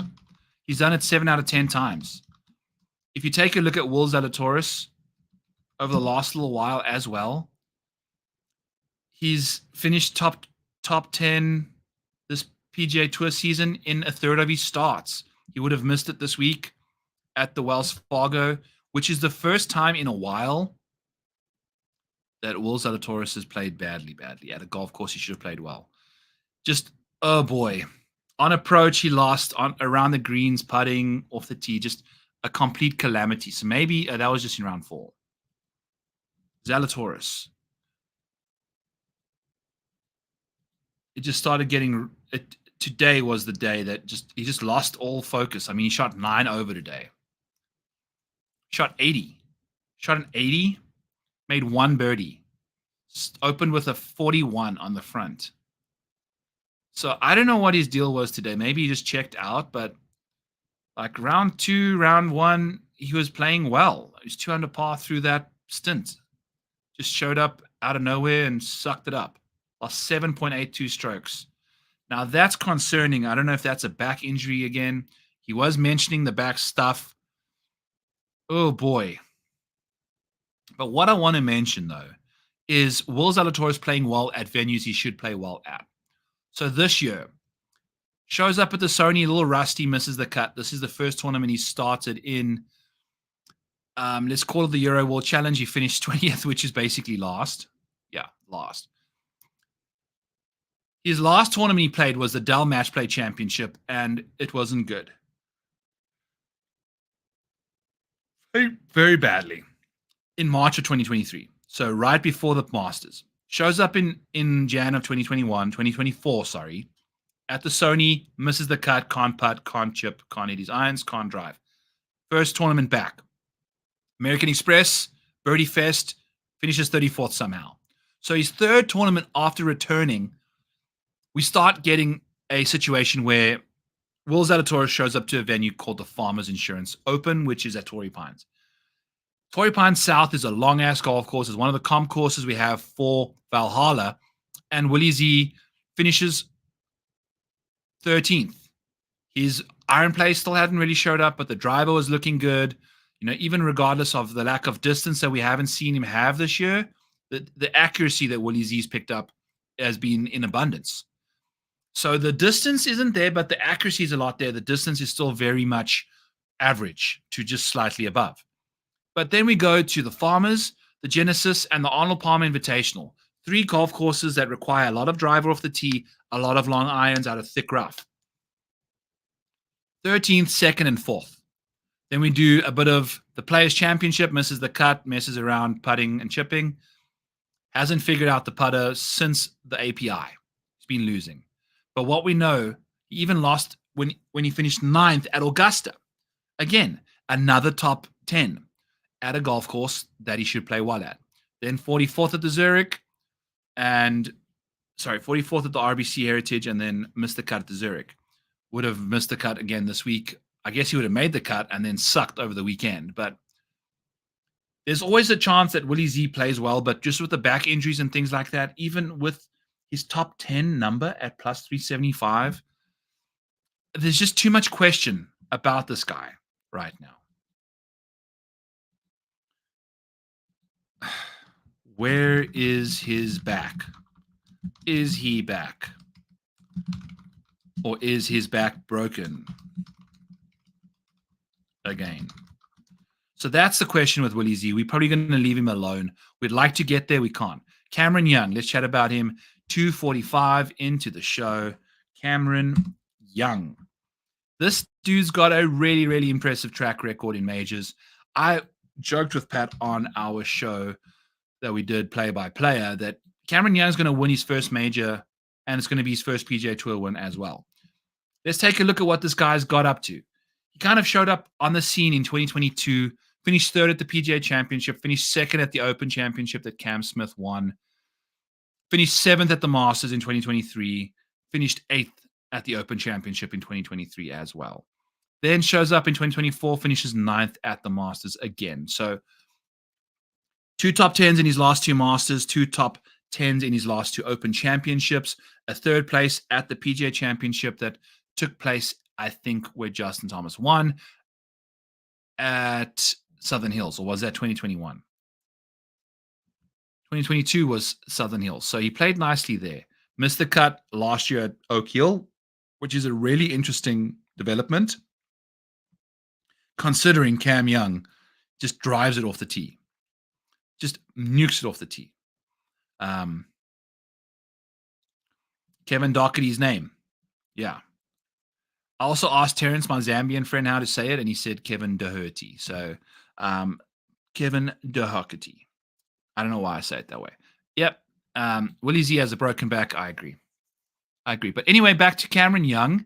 Look at these major track records. Let's go to the cheat sheet. I feel like that's really going to summarize a lot better for us. Cameron Young, off the tee at these US Opens and PGA Championships, he is like right up there with the gang. The approach play and the around the green play, not quite. I think I'm going to have to do some deep dives after my show on Tuesday of the other guys.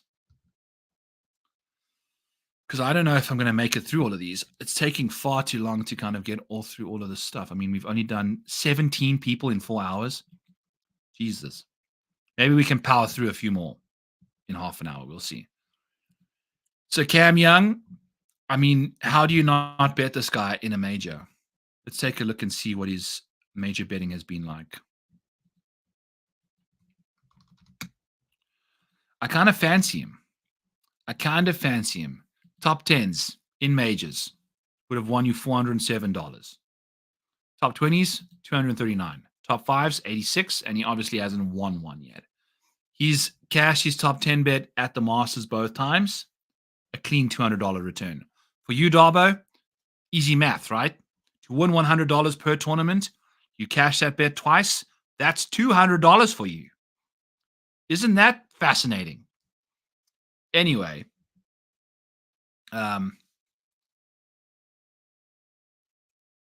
why is his top 20 number not the right number then? Who the heck knows? Math will not make sense. Why is his top 20 number not the same?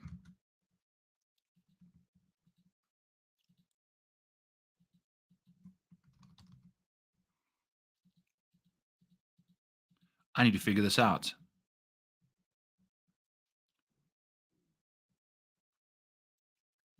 What's up with his top 20 number? Like, surely that should be the same as his top 10.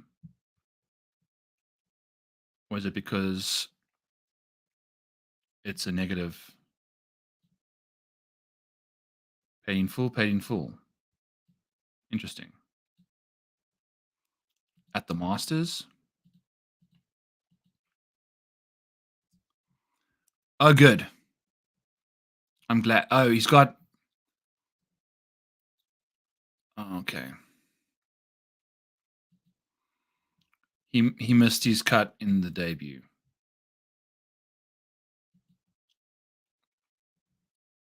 So why are we getting...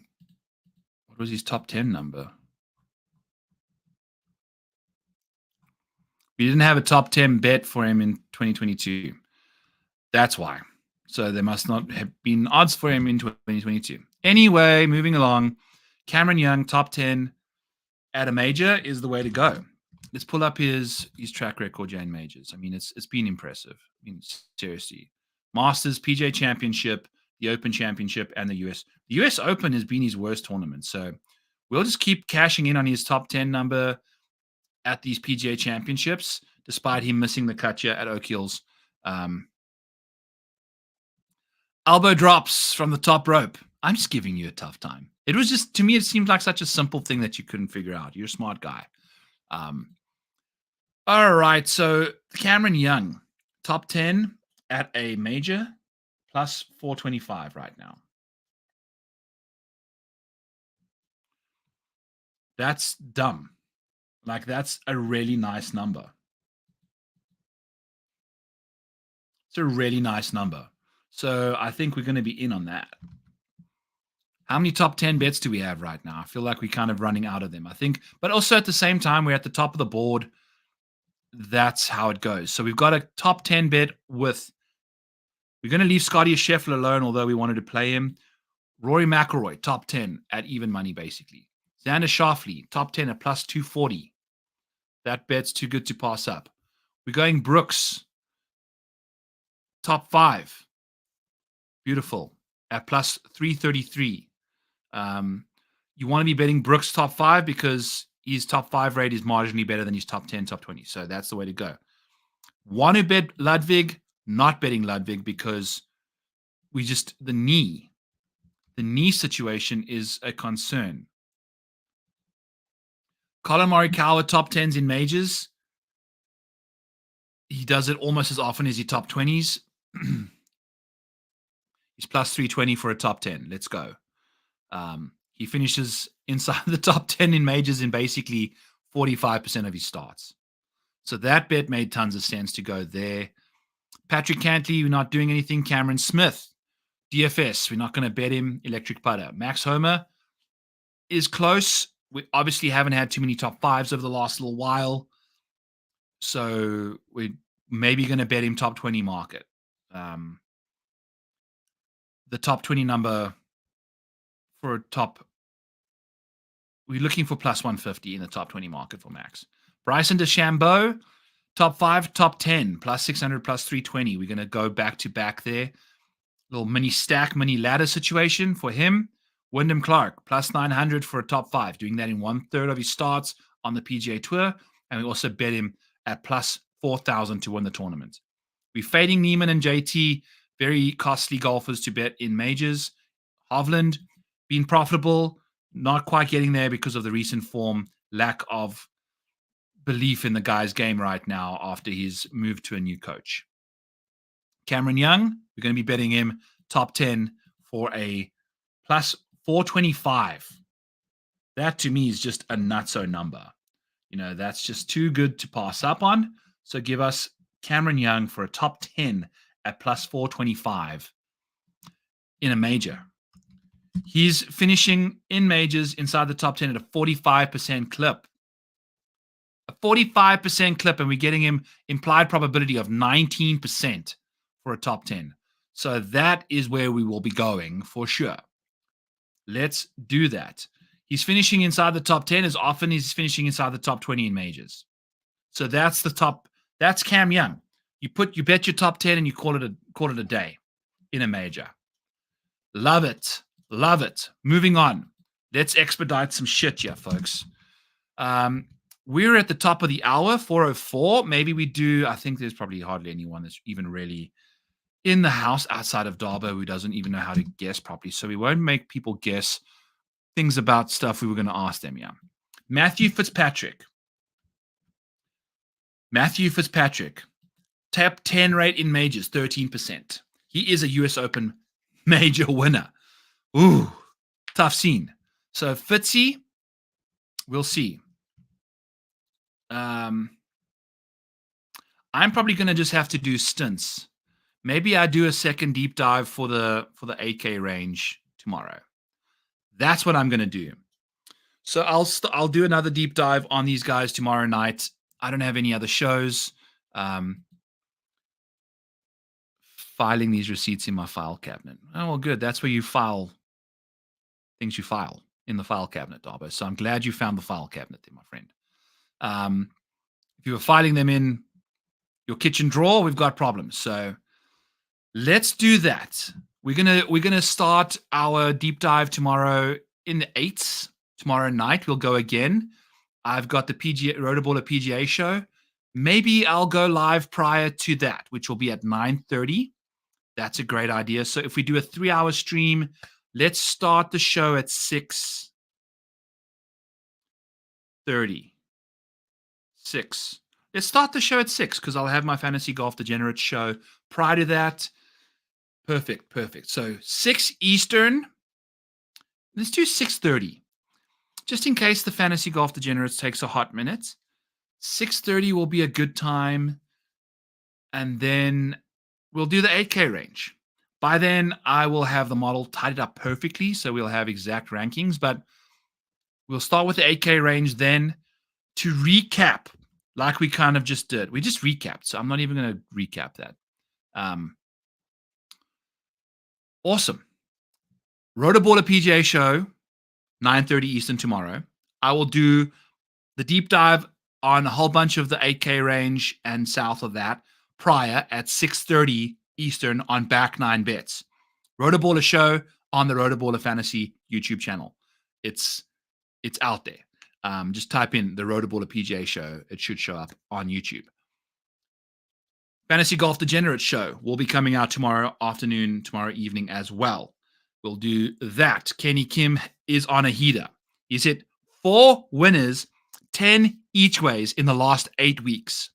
My Fantasy Golf Degenerate co-host. My other co-host of the Rotoballer PGA show has also hit 4 winners this year. So between my two co-hosts, we've had 9 winners. Kenny's had 5 winners this year. So 9 total winners between my two co-hosts. So I'm doing a great job as a host / the co-host that hosts. I'm not even the hosting of the Fantasy Golf Degenerate, but between Spencer and Kenny, they should do a show together. It's called the Outright Show.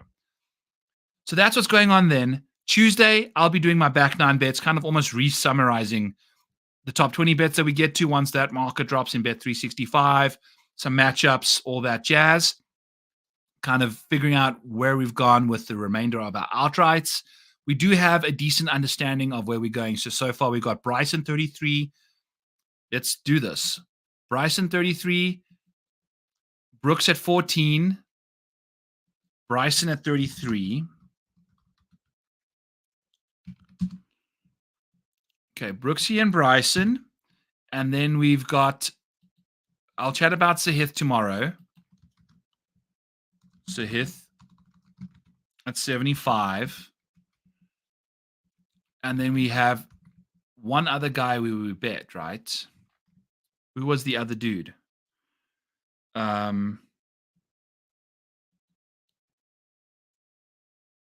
Brooks, Cam, Wyndham, Cameron Young, Willie Z. I think we've just bet those two guys so far. It's just Brooks and Bryson. We also have the Sahith 75, which we'll chat about tomorrow. Okay, maybe I should just chat about the Sahith 75 now. Nope, he's at the bottom of the 8K range. Let's do it tomorrow. Fun times. I'll leave that as a little teaser for you guys. So far, to summarize our outright card, we now have space left for probably a 30-1, 35-1. Okay. So between the Brooks 14, the Bryson 33 we have, which is a 28 out there, and the Sahith 75, we have space for a 35-1 option to go to. Just taking a peek at the board in the 35 range, it's the Max Homas, it's the Patrick Cantlays, the Cam Smith, the Joaquin Niemanns, the Justin Thomases, Viktor Hovland. We've got the Wyndham 40. That's the bet. God damn it. Wyndham 40. So that's our card, I would say, just about. We've got maybe space for a long shot at 100. Not even, 150. 175. Get us to the sevens. Nope, it's got to be like 200. Not even 200. Yeah, so basically our card's done. Okay. So the card's basically done. We'll chat about Sahith tomorrow. We've got Brooks at 14, Bryson 33. That probably helps us get to the 28 that you guys will have to bet if you are listening now. 33, 28 is basically the same thing. You know, I don't think it opens up more room to bet other guys anyway with the card we have. We bet the Wyndham 40, which we have out there at bet 365. And then the Sahith is 75-1 currently at FanDuel, which has been throwing up some rogue outrights on him the last. I've heard people speaking about 100-1 Sahith the Gala ticket. So he's 60 right now. So yeah. So that's the situation. Ernie has been hanging out. Let's add a little cheese it right in front of the camera here. See if we can get some Ernie love. Ernie, good boy. See you cheese it. Why don't you cheese it? What's this? Come on, Ernie. Good boy. All right. Cool. Look at me go giving my dogs treats on the freaking live stream. But this is it. This is not the Rotoballer. This is back 9 bets. Ernie, say goodbye to the people. You're such a good boy. All right, folks. Thank you for tuning in. Let's have a great rest of the week. I'll be back here tomorrow night, 6:30 Eastern. We're going to do the rest of these guys. Have a good time. Nothing else going on my channel. Rotoballer PGA show at 9:30. Fantasy Golf Degenerates coming out later that evening. Tuesday night, I've got my show at 7 Eastern. Tuesday at, I think, 9 Eastern, I'm going on the Golf Gambling Podcast with my man, Twitterless Steve. We also have a fun guest for our Rotoballer PGA show at 9:30 tomorrow night. Fun guest. Outside of that, BetSpurt show at 1:15 to 2:15 Eastern on Wednesdays. And then that's pretty much it. I'll have my Breaking 100 article out tomorrow once all the placements are out there. Basically, the Stat Buffet article is out already. That's in the description below. It includes the model that I've been using, showing you guys all the stuff. That's yours. Use code PGA for 30% off. 30% off your purchase of an annual membership, which is less than $200 for the year. If you work it out per month, it's $20 if there's 10 months in a year. Basically, that's how many months of golf you have anyway. So it's $20 legit for each month that you're paying. You know, other sites are like $29 and you have to pay every single month, basically. You know, so this is what you're getting at Rotobull.com. Use PGA for 30% off if you are looking to get on the premium side of things. It gets you access to Spencer's stuff, his model as well, his bets, his DFS stuff. It gets you into the Discord with us. It gets you our optimizers. It gets you the research tools. It gives you every single thing that Rotoball at PGA provides your premium subscribers. So please use code PGA when you're signing up for 30% off. Awesome stuff. See you tomorrow night, 6:30. We'll be there sharp. I've rambled far too long. Peace.